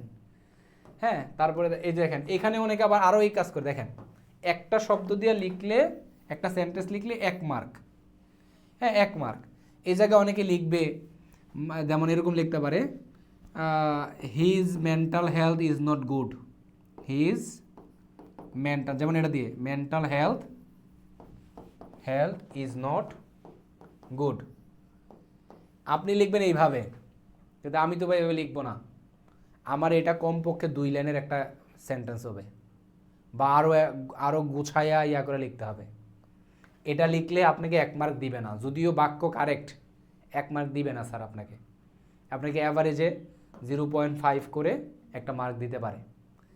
ঠিক আছে, এটা মাথায় রাখতে হবে। সো আমাদের এইগুলো নিয়ে আমরা অবশ্যই কাজ করবো, কীভাবে বাক্য অ্যাডভান্সে নিয়ে যেতে হবে। অ্যান্টোনিম লিখতে বলছে, and make sentence with the antonym. Antonym লিখবেন, এগুলার সেন্টেন্সও অ্যান্টোনিমটা করতে হবে। অনেকে ডিরেকশনই বোঝে না। হ্যাঁ, মেক সেন্টেন্স বলছে, এটার অ্যান্টোনিম লিখছে, পাওয়ারফুল দিয়ে সেন্টেন্স বানিয়ে এসে পড়ছে, শেষ, জিরো, গোল্লা। শুধু অ্যান্টোনিমের জন্য মার্ক পাবে অর্ধেক, এরকম। কিন্তু এই ডিরেকশন বোঝে না অসংখ্য স্টুডেন্ট।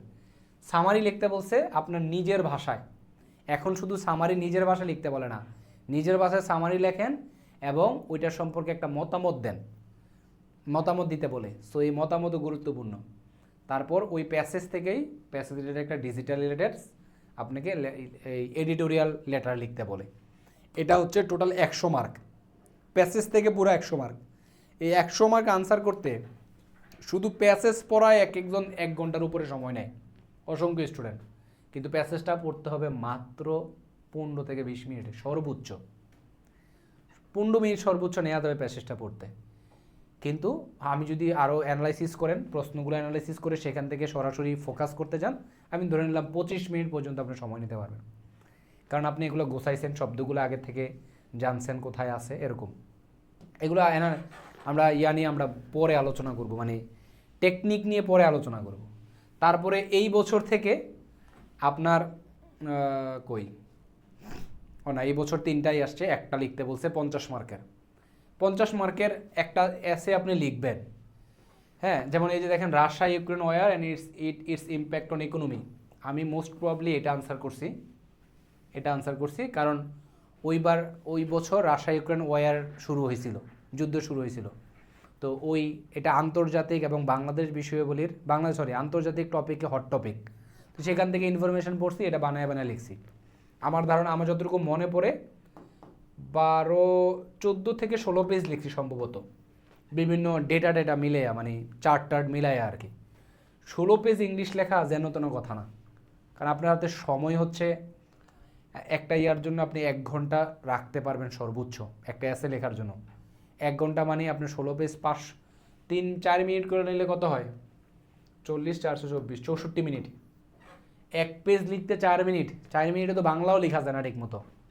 সো এটা একটা ব্যাপার। আমি ধরে নিলাম 10 পেজ লিখলেও ওকে হইতো, 10 পেজ লিখতে পারলো ওকে, ভালো ভালো লেখা। 10 পেজ লিখলেও তো 5 মিনিট করে পেজ লিখতে 50 মিনিট, 6 মিনিট করে নিলে 60 মিনিট, 6 মিনিট করে একটা পেজ। আর ইয়ার পেজ কিন্তু বড় থাকে, বিসিএসের পেজ কিন্তু আমাদের যে পেজ ওই পেজ থেকে অনেক বড় থাকে। আমাদের পেজে আমরা 16 লাইনে পেজ পুরাই ফেলতে পারি বা সর্বোচ্চ 18 লাইন, আর এটা 22 থেকে 24 লাইন পর্যন্ত লেখা লাগে। তারপর আছে ট্রান্সলেশন। ট্রান্সলেশন এই বছর মোস্ট প্রবাবলি ওই বছরই তো দেখি ফিলোসফিক্যাল ট্রান্সলেশন আসছিল কোন বছর, হ্যাঁ এটাই ব্রহ্মপুকি notably the Ganges and the Brahmaputra these are the together with their countless tributaries sweep across the vast basin. আচ্ছা, ট্রান্সলেশনের ক্ষেত্রে বেশ বড় ট্রান্সলেশন হয় এবং বেশ কঠিন হয় বেশিরভাগ ক্ষেত্রেই। এখানেও দেখেন জাতিগত ইয়া নিয়ে এটা ওকে। এই ছিল মোটামুটি। তাহলে আমরা কি পাইলাম? প্যাসেজ থেকে 100 মার্ক।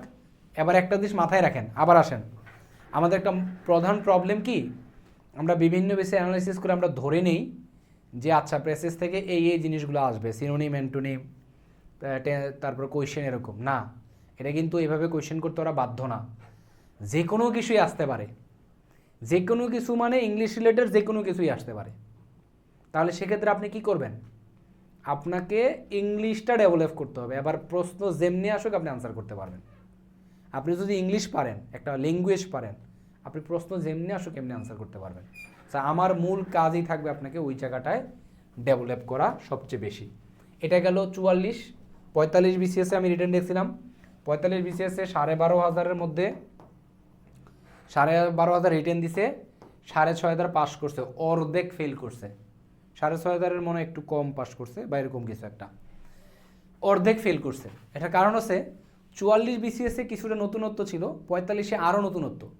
45-এর বাংলাদেশ 45-এ আমি অনেকে বিশ্বাস করতে হয়তো চাইবে না, একটা অক্ষরও পড়ি নাই। শুধু যেদিন পরীক্ষা, মানে পরীক্ষার আগের দিন, যেদিন পরীক্ষা শুরু হচ্ছে তার আগের দিন, ওই দিন থেকে পড়া শুরু করছি, জাস্ট কোনো রকম দেখা গেছি। আমার তেমন কিছু কমনও পড়ে নাই, কিন্তু আমি ভালো করছি, পাস করছি, রিটেন পাস করছি। এটার কারণটা কি? কারণটা হচ্ছে সবই আসছে মেধাভিত্তিক, অর্থাৎ বিশ্লেষণ। অসংখ্য স্টুডেন্টসে মুখস্থ করে করে যায়, বিশ্লেষণ করার কোনো ক্ষমতা নাই, কিন্তু সবই আসছে বিশ্লেষণ। আমি অবশ্য ম্যাথসে ভালো হইলেও 45-এ ম্যাথ খারাপ করছি। এটার কারণ হচ্ছে আমি তো পড়াশোনা করি নাই। ম্যাথ আপনি যতই ভালো হন, আপনাকে আগে ম্যাথ প্র্যাকটিস করা লাগবে, মানে পরীক্ষার আগ মুহূর্তে হইলেও প্র্যাকটিস করা লাগবে। আদারওয়াইজ আমার যতগুলো ম্যাথে খারাপ, মানে ম্যাথে যে খারাপ করছি, সব ম্যাথে অর্ধেক জায়গায় যে আটকে যাচ্ছি, এটা সমাধান বের করতে পারতেছি না, এলোমেলো হয়ে যাচ্ছে, হ্যাঁ এরকম। তো যাই হোক, ওইটাতে পাস করছি, মানে 45 পাস করছি। তো এইটা এখন এখানেও প্রচুর নতুনত্ব ছিল। এটা হচ্ছে প্যাসেজ 44-এর চেয়েও বড় প্যাসেজ আসছিল। এই প্যাসেজ পড়তে মাথা ঘাম ছুটছে। পরীক্ষার হল থেকে বাইরে অনেকে কথা বলতে বলতে যায়, কিন্তু আমার তো ভাই মজা লাগতো কেন? কারণ ইংলিশ পরীক্ষা, বিসিএসের ইংলিশ পরীক্ষা আমার সবচেয়ে সহজ, কম, একেবারে টেনশনহীন পরীক্ষা মনে হইতো আমার কাছে। হ্যাঁ, রিল্যাক্স লাগতো। এগুলা মানে অহংকার করে বলতেছেন, এগুলো অনেক পরিশ্রমের ফসল। আপনাদেরকে এই জায়গাগুলো এই ইয়াতে কাজ করতে হবে। আমি ইনশাল্লাহ আপনাদেরকে ওই জায়গায় কাজ করার জন্য করবো। আপনাদের এফোর্ট লাগবে, অসম্ভব কিছু না।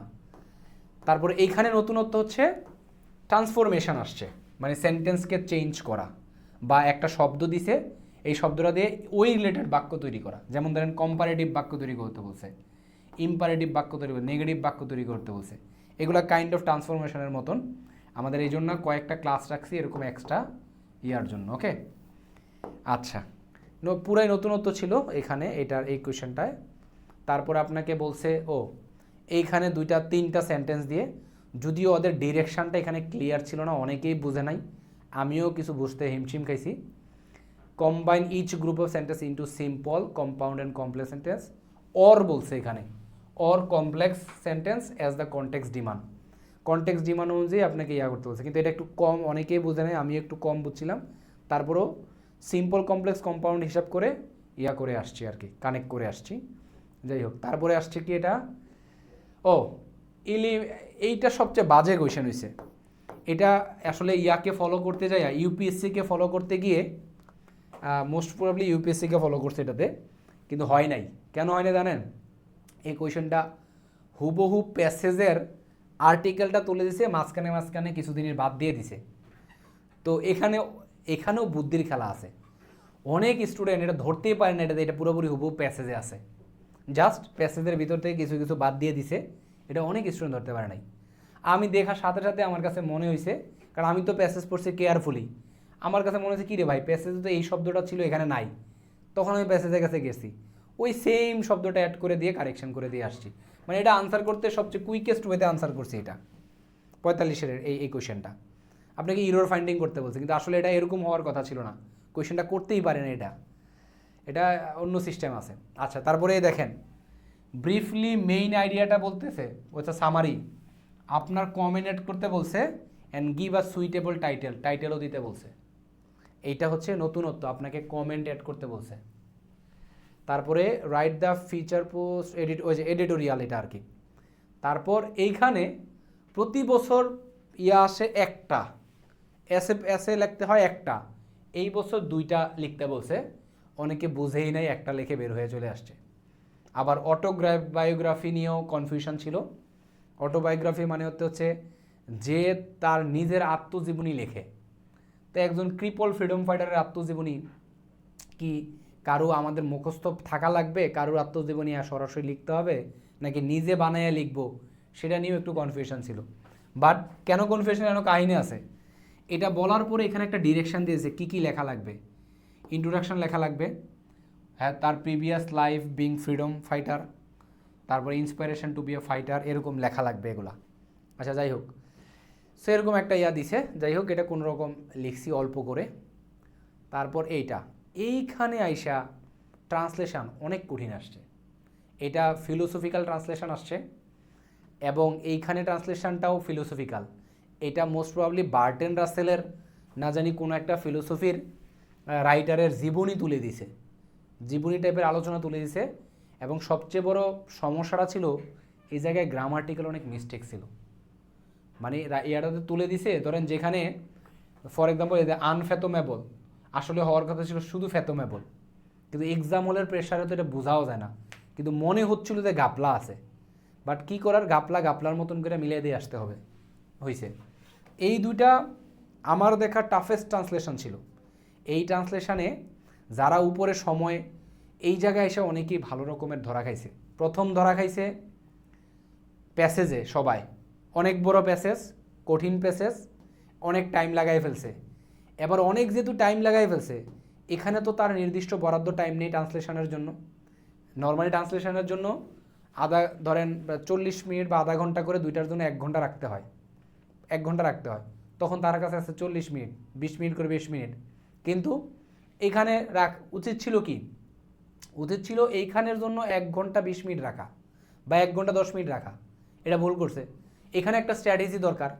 আপনি কোয়েশ্চেন পেপারটা পাওয়ার পরে আপনাকে তো জাজ করতে হবে যে আমার যেহেতু এটা কঠিন, আমার ওইখানে কম সময় লাগে, এখানে আসতে হবে, এটা মাথায় রাখতে হবে। এগুলা কথা বলবো আপনাদের, এগুলো নিয়ে প্রবলেম নেই। এটা টাফেস্ট ছিল। যারা ইংলিশ একেবারে কম পারে বা ইংলিশ মোটামুটি পারে, তাদের জন্য তো একেবারে ঘাম ছুটছে এরকম বিসিএস। আর 4645কে ফলো করছে, আমরা এটাতে গেলাম না। আর আমরা এখন একটা ব্যাংকের দেখি। এটা হচ্ছে ব্যাংকের কোয়েশ্চেন। ব্যাংকেও একটা প্যাসেজ আসে, কিন্তু অনেক ছোট। এই শেষ ব্যাংকের প্যাসেজ দেখেন এতটুকু। সো যারা এখানে ব্যাংক পারপাসে বিসিএস কোর্সে ভর্তি হয়েছেন, তাদের কাছে ব্যাংকের এই ইংলিশের 110 মার্ক বা 120 মার্ক পানিবাত মনে হবে। পানিবাত মনে হবে, ট্রাস্ট মি। প্যাসেজ থেকে সেম গোস টু 5টা কোয়েশ্চেন আসছে। বিসিএসে দেয়া লাগে 10টা কোয়েশ্চেন, এখানে 5টা, তা 5টা না 4টা। তারপরে আসছে ম্যাথ সলভ করা। ম্যাথ তো 5টা ম্যাথ থাকে, সো এটা তো আছে, এটা আমরা ফোকাস করলাম না।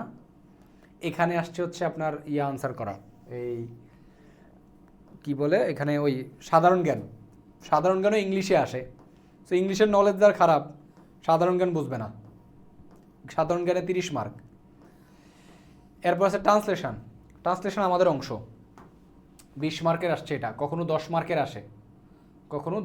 আসে, কখনো একটা ইংলিশ আসে 10 মার্কের, একটা বাংলা ট্রান্সলেশন আসে 10 মার্কের, 20 মার্কের, এরকম আসে। তাহলে আমরা ওইখানে প্যাসেজের মধ্যে কোয়েশ্চেন আনসারে কত মার্ক একটু দেখি। এখানে 20 মার্ক প্যাসেজের মধ্যে, তাহলে ট্রান্সলেশন 20 কত হইল 40, ট্রান্সলেশনে 40। এবার আসেন এইখানে হচ্ছে 35, 40 আর 35 কত হইল 75। এখানে আর্গুমেন্টেটিভ রাইটিং হচ্ছে 30, তাহলে কত হইল 75 আর 30-এ 105। আর আছে নাকি? আর নাই মনে হয়। তাহলে এটাতে 105 মার্ক ছিল। এটা হচ্ছে বাংলাদেশ ব্যাংকের অফিসার জেনারেলের যে কোশ্চেন সেটা, এডি না, অফিসার জেনারেল। 105 মার্ক ছিল ইংলিশের।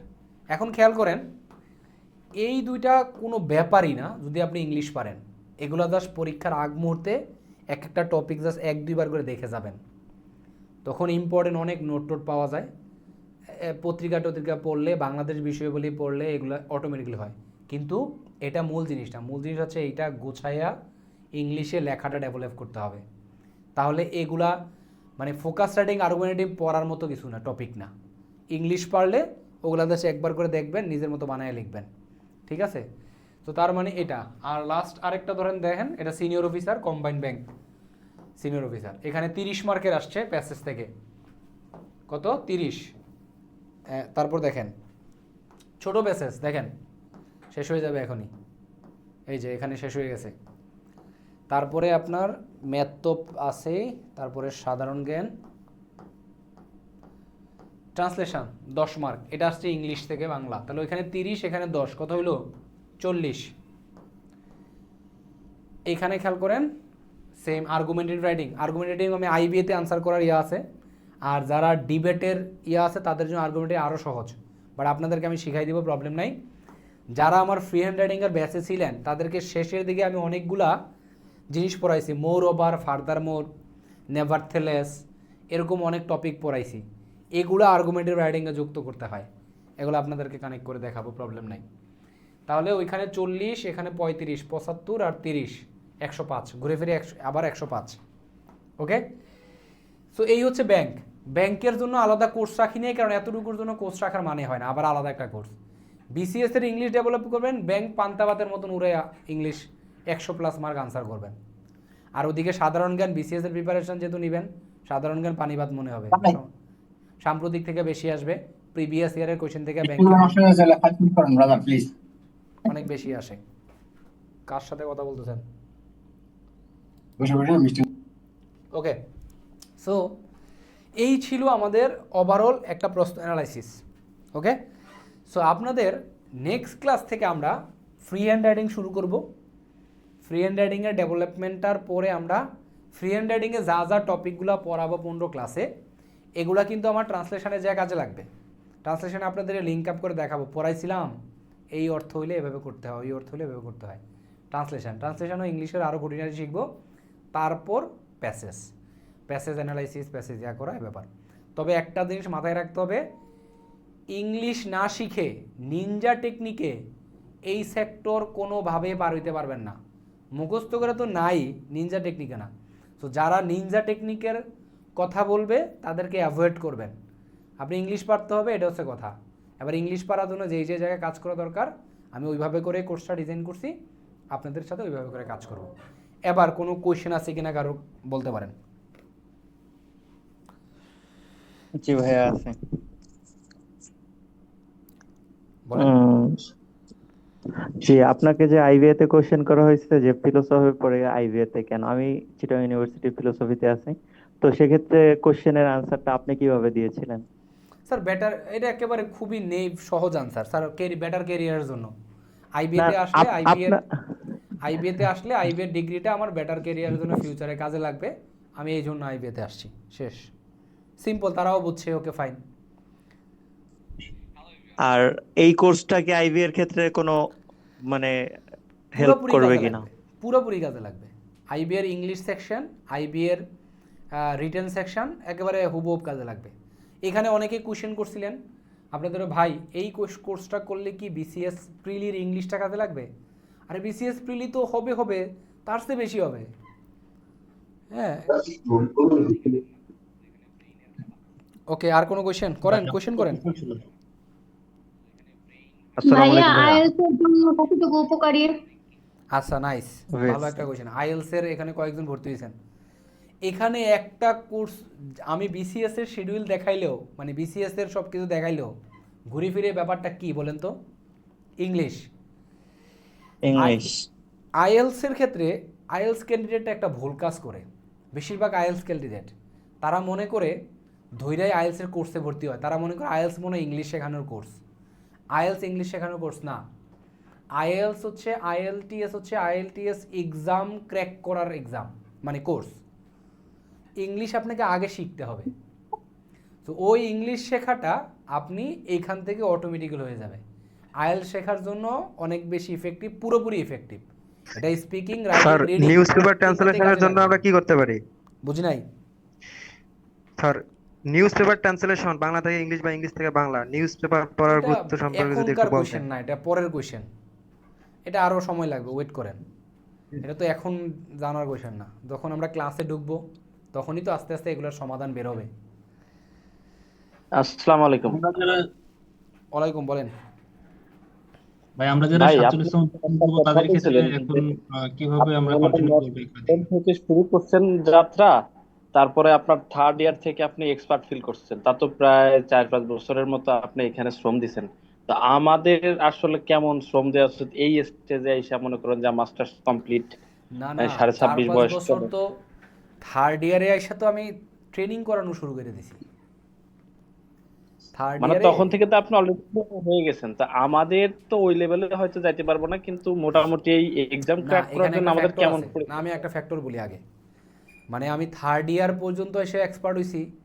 আমি তো তখন ইংলিশ শুধু, মানে আমি ইংলিশে এক্সপার্ট হব মানে শুধু সেইটাতেই ফোকাস করি নাই। আমি এক্সট্রা কারিকুলাম অনেকগুলাতে। আমি কিন্তু ভালো ক্রিকেটার। আমি মানে ওই যে রাধে সে চুলও বাঁধে, একটা কথা আছে। আমি কিন্তু কাঠের বলের, মানে ক্রিকেট বলের খেলোয়াড়। মোটামুটি প্র্যাকটিস করছি, খেলছিও।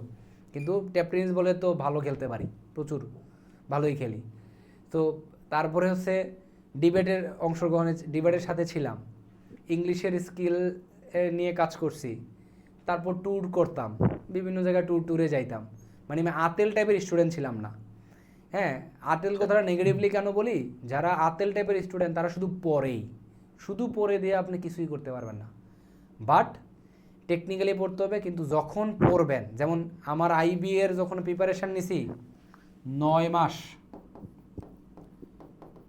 9 মান্থ, মানে 9 মান্থ, বাংলাদেশের স্বাধীনতার মতন 9 মান্থ আমি বাড়ি যাই নাই, কোনো ফ্রেন্ড সার্কেলের সাথে মিশি নাই, এবং আমার দৈনিক খাওয়া দাওয়া, প্রার্থনা আর ইংলিশ এডুতে আমি একদিন ট্রেনিং করাইতাম। আগে 3 দিন করাইতাম, তখনকার এই প্রিপারেশনের কারণে আমি বলছি আমাকে একদিন দেন। তখন আমি একদিন ট্রেনিং করাইতাম। এগুলা ছাড়া আমার আর কোনো কাজ ছিল না। সারা দিন রাত পড়াশোনা করছি। আমার কোন লেভেলের সিরিয়াস ছিলাম এটা আপনাদেরকে আরও অন্য দিন আরেকটা ক্লাসে বলবো না। ভাই ইনসেন একটা লেভেলের। রিলেভেন্ট কোশ্চেন করি, বলেন। সেটা হচ্ছে আপনি আলোচনার মধ্যে বলছিলেন হচ্ছে যে আপনি বঙ্গবন্ধু হলে থাকতেন এবং হচ্ছে যখন আইবিএ তে চান্স পান হল ছেড়ে দেন। তো আইবিএ তে চান্স পাওয়ার পর কি ফার্মগেট যে আইবি হোস্টেল আছে ওইখানে এমবিএ এর স্টুডেন্টরা থাকতে পারে কিনা? হ্যাঁ, পারে তো। ওমা, আমি 2.5 বছর ছিলাম না, 2 বছর আপনি কি ওইখানে ছিলেন? আমি আচ্ছা, আইবি হোস্টেলে ছিলাম। ঠিক আছে। হল ছেড়ে জি, দিছি তো thank আইবি হোস্টেলে ওঠার জন্যই। এবং যারা আইবিতে চান্স পাবে তাদের অবশ্যই আইবি হোস্টেলে ওঠা উচিত। প্রশান্ত পল স্যার ছিল এখানে, একবার বলছে। স্যার আসসালামু আলাইকুম, আমার একটা কোশ্চেন ছিল। ওয়ালাইকুম আসসালাম, বলেন। স্যার আমি অনার্স ফার্স্ট ইয়ারের স্টুডেন্ট, বেগম রোকেয়া বিশ্ববিদ্যালয়, সোশিওলজি ডিপার্টমেন্টে।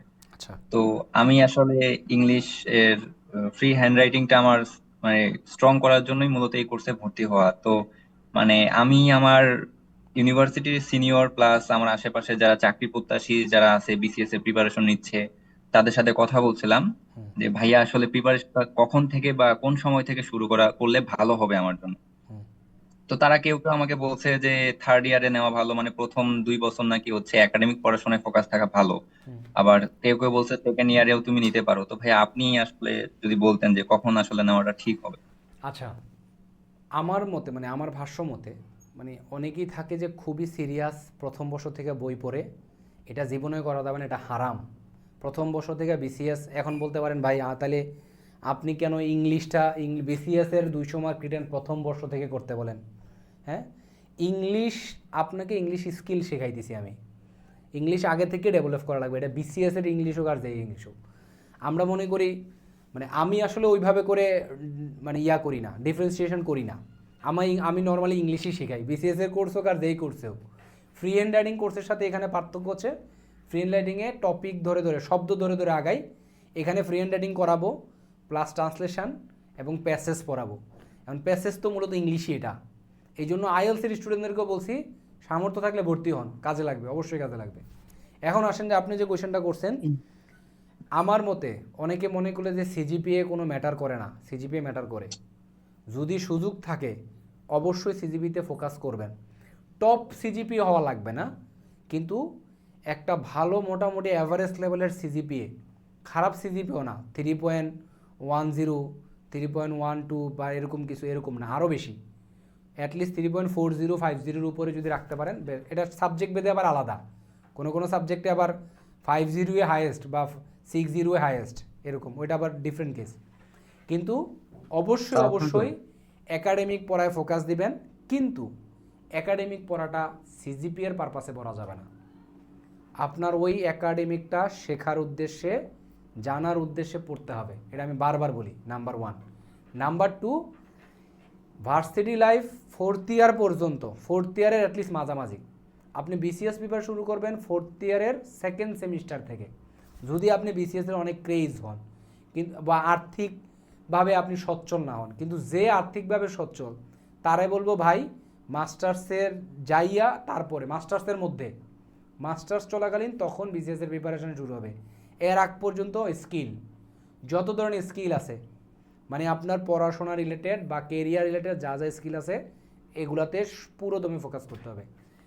ভালো বই পড়তে হবে, বিভিন্ন ধরনের এক্সট্রা কারিকুলাম, ঘুরতে যাওয়া, ভালো বন্ধুদের সাথে আড্ডা দেওয়া, সব করতে হবে। এগুলো আপনার মানসিক ডেভেলপমেন্টে কাজে দেয়। আমরা মনে করি যে অসংখ্য স্টুডেন্ট আছে প্রথম বর্ষ থেকে বন্ধু বান্ধব আত্মীয় স্বজন বই মোবাইল টোবাইল সব বাদ দিয়ে দেওয়া বিসিএসের পিছনে পড়ে, ওই সবার আগে বাদ পড়ে, ওই দিতে বিসিএস দিতে ওর জুতার তলা, হাতের তলা, সব তলা খাই হয়ে যায়, কিন্তু ক্যাডার হইতে পারে না। বাট আমি বলতেছি, এটা আমি অবজ্ঞা করে বলতেছি না, ও তাকে রাইট ডিরেকশনটা দেওয়ার মতন লোক ছিল না। আমার এটা একটা ঠিক আছে ভাই, লাক ফেভার করতে হয়, কিন্তু আমার পাশাপাশি এটা মারতে হবে, ফরচুন ফেভার্স দ্য ব্রেভ, একটা কথা আছে, সাহসীদের কি ভাগ্য সহায় হয়। এটা এই জায়গায় সাহসীদের জায়গাটা আমরা রিপ্লেস করে দিই স্কিল, কোয়ালিটিফুল স্টুডেন্ট। আপনি দেখেন তো ভালো কোয়ালিটি যাদের আছে, আইকিউ যাদের ভালো, তারা চেষ্টা করছে কিন্তু ক্যাডার হইতে পারে নাই, এমন কোনো আপনি দেখাইতে পারবেন না, ঠিক আছে। কিন্তু কিছু আছে আপনার আক্ষেপ হয়, আরে ভাই এই ভাইটা 5-7 বছর ধরে চেষ্টা করতেছে, তার এটা শেষ বিসিএস, তারপরেও হইল না, তাহলে বিসিএস মনে অনেক কঠিন না, বিসিএস অনেক কঠিন না। সে আজাইরা জায়গায় আজাইরা জিনিস নিয়ে, আজাইরা বিষয় নিয়ে কাজ করছে, আসল জায়গায় কাজ করে নাই। আমার দেখে একটা ভাই আছে, আমি সমালোচনা উনি হয়তো শুনলে মন খারাপ করতে পারে, ওনাকে আপনি যেই জায়গার থেকে সাধারণ জ্ঞান হোক, আন্তর্জাতিক হোক, কোয়েশ্চেন করবেন, সব পারে। আমি ওনাকে দেখে অবাক, যা করে সব পারে, কিন্তু উনি রিটেন টিকে না। অথচ আমি প্রথম রিটেন দিয়ে বলছি যে আমি অবশ্যই রিটেন লিখবো, 45 না পড়ে গিয়েও বলছি যে আমি রিটেন লিখবো, কিন্তু উনি রিটেনই টিকে না। আমার আল্লাহ জানে উনি রিটেন টিকে না কেন। ওনারা যা কোয়েশ্চেন দিকে চাই পারে, রিটেন টিকে না কেন জানেন? উনি মুখস্থ করছে, উনি পারে তোতা পাখির মতন, কিন্তু এক্সাম হলে খাতাটা যে সুন্দর করে প্রেজেন্ট করার যে আইকিউটা, বিশ্লেষণী ক্ষমতাটা, একটা টপিক অ্যানালাইসিস করার ক্ষমতাটা ওনার ছিল না। এই জায়গায় ঘাটতিগুলো আছে। আমি বলবো ভার্সিটির প্রথম থেকে 4th ইয়ার পর্যন্ত যাদের আর্থিক অবস্থা খারাপ, তারা 4th ইয়ারের 2nd সেমিস্টার থেকে পড়া শুরু করবেন। যাদের আর্থিক অবস্থা ভালো, তারা মাস্টার্সের 2nd সেমিস্টার থেকে পড়া শুরু করবেন। যে আপনার সাথে সাথে চাকরি পাইয়া যাইতে হবে এমন কোনো কথা। কিন্তু ব্যাপারটা হচ্ছে কি, মাস্টার্সের প্রথম সেমিস্টার থেকেও শুরু করতে পারেন, প্রবলেম নাই। ব্যাপারটা হচ্ছে কি, আপনি তো বিসিএস পড়া শুরু করছেন, মানে হচ্ছে বিসিএসের বইগুলো নিয়ে পড়া শুরু করছেন। এর আগে আপনার যে ডেভেলপমেন্টটা হয়ে গেছে, এটা অটোমেটিক্যালি আপনার লং রেস আগায় দিবে। আপনাদের ক্ষেত্রে লাস্ট একটা পরামর্শ দিই, আপনার মনে হইতে পারে ধরেন দুইজন বন্ধু, এই বন্ধু আর সেই বন্ধু, এই বন্ধু বিভিন্ন এক্সট্রা কারিকুলাম ধরেন ইংলিশ স্পোকেন ক্লাবগুলোতে যায়, ডিবেট ক্লাবগুলোতে যায়, খেলাধুলার বিভিন্ন টাংশনে যায়, বিভিন্ন সেমিনারে যায়, এই সারাদিন বাউন্ডেলে ঘুরতেছে এরকম মনে হইতেছে আর কি, মানে বিভিন্ন স্কিলে যাচ্ছে। আর এই বন্ধু সারা দিন রাত বসে বিসিএসের বই পড়ে সবার ফোকাস তার দিকে, এই ক্যাডার হবেই হবে, সে ক্যাডার হবেই হবে। এই যদু আমি একটু নেগেটিভলি বলি, I am sorry for that, এই ব্যক্তি তার জীবদ্দশায় মনে সবার দৃষ্টিতে মনে হইতেছে সে আগায় আছে। কারণ কি, তার বিসিএসের যা জিগান উগান্ডার রাজধানীতে শুরু করে, হ্যাঁ আপনার আর কি বলবো, মানে তার সব বিন্দু পরিমাণ মুখস্থ, কোন পেজে আছে বইয়ের এটাও সে বলে দিতে পারে, এরকমও লোক আছে। বাট ওই বিসিএসের পর বিসিএস দেওয়ার হয় না, কিন্তু এ সারা দুনিয়াদারি ঘুইরা স্কিল অর্জন করার পর এ বইসে পড়ায়, ওই 3 মাস প্রিলি পড়ছে আর 3 মাস হচ্ছে রিটেন পড়ছে, ওই প্রথম রিটেন দিয়ে বিসিএস হইয়া ফরেন কার্ডার, এডমিন কার্ডার, পুলিশ, ট্যাক্স হয়ে বসে আছে। এই যে ঘুরতেছে বিভিন্ন ক্লাব, বিভিন্ন স্কিলে দিয়ে ঘুরতেছে, আর এ বিসিএস পড়তে সবাই ভাবছে ও আগায় আছে। সাময়িক দৃষ্টিতে আগায় থাকা মানে এমন না যে আপনি আগায় আছেন, এটা মাথায় রাখতে হবে। So you have to take the path of long race, দীর্ঘ রেসের পথ আপনাকে নিতে হবে, এটা মাথায় রাখতে হবে। ও পরীক্ষার পর পরীক্ষা দেয়, কিন্তু ও এক্সাম হলে কর স্ট্র্যাটেজি নাই, ওর আইকিউ তো ডেভেলপই হয় নাই। ও কেমনে এক্সাম হয়, ও পড়ছে শুধু দিন রাত পড়ছে, কিন্তু ও হচ্ছে আইকিউ ডেভেলপ করছে। ওর খাতা দেখলে, ওর প্রেজেন্টেশন দেখলে, ওর বিশ্লেষণ দেখলে যে কোনো টিচার মুগ্ধ। এখানেই পার্থক্যটা। স্যার আসসালামু আলাইকুম। ঠিক আছে, আসসালামু আলাইকুম স্যার। ওয়ালাইকুম স্যার প্রিলিমিনারি নিয়ে একটু কথা বলতে আপনার কাছে একটা প্রশ্ন ছিল। বলেন। একদিনে একাধিক সাবজেক্ট পড়া ভালো নাকি একদিনে যে কোনো একটা বা দুইটা সাবজেক্ট নিয়ে বসা ভালো? স্যার এটা যদি বলতে। একাধিকও না, একটাও না, দুইটা সাবজেক্ট, একটা সহজ সাবজেক্ট, একটা কঠিন সাবজেক্ট। কঠিনটা যখন ঘুম থেকে উঠবেন, ব্রেন ভালো থাকে। সহজটা হচ্ছে যখন ক্লান্ত থাকবেন তখন। দুইটা সাবজেক্ট, তিনটাও না, দুইটা শেষ করার পরে আরো দুইটা ধরবেন। এটাই আমার স্টাইল। ধন্যবাদ। এক একজনের এক স্টাইল থাকতে পারে। আমি আগাইতে পারতেছিলাম না স্যার, আমি আগাইতে পারতেছিলাম না এই 3-4টা সাবজেক্ট পড়ার কারণে তালগোল পাকি আমি আগাইতে পারতেছিলাম না, পড়াগুলো আমি হয়ে যাবে। রাখতে 3-4টা করা যাবে না, দুইটা সাবজেক্ট সবসময় দুইটা। আমি যেটা করতাম কঠিন সাবজেক্ট, আমার কাছে যেটা কঠিন মনে হইতো একটু, সেটা আমি আমার যখন ঘুম থেকে উঠতাম, মাইন্ড ফ্রেশ থাকতো, তখন পড়তাম। আর যে ক্লান্তের সময় সহজ সাবজেক্টটা পড়তাম। হ্যাঁ, যেমন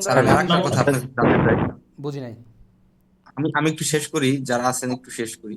আরেকটা কথা হলো কি স্যার, আমি পিলি যেই সিলেবাস যে টপিক গুলো আছে এবং রিটেন যেগুলো আছে এগুলা নিজে সেট করে তারপরে ওইগুলো নিয়ে একই সাথে কাজ করতেছি। এটা কি আমার জন্য ভালো হইতেছে নাকি আমার জন্য চাপ হয়ে যাবে স্যার? কোনটা আমি বুঝি নাই, আমি একটু আরেকবার বলেন তো।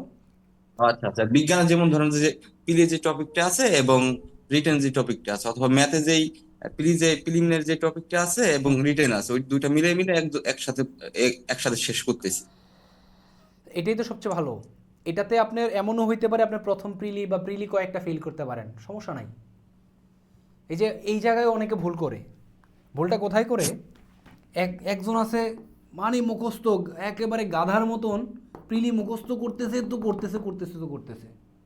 ওই প্রিলি পাস করে, একটা পাস করে, দুইটা পাস করে, তিনটা পাস করে, কিন্তু রিটেন আর উজাইতে পারে না। রিটেন ফেল করতে মাথা খারাপ অবস্থা।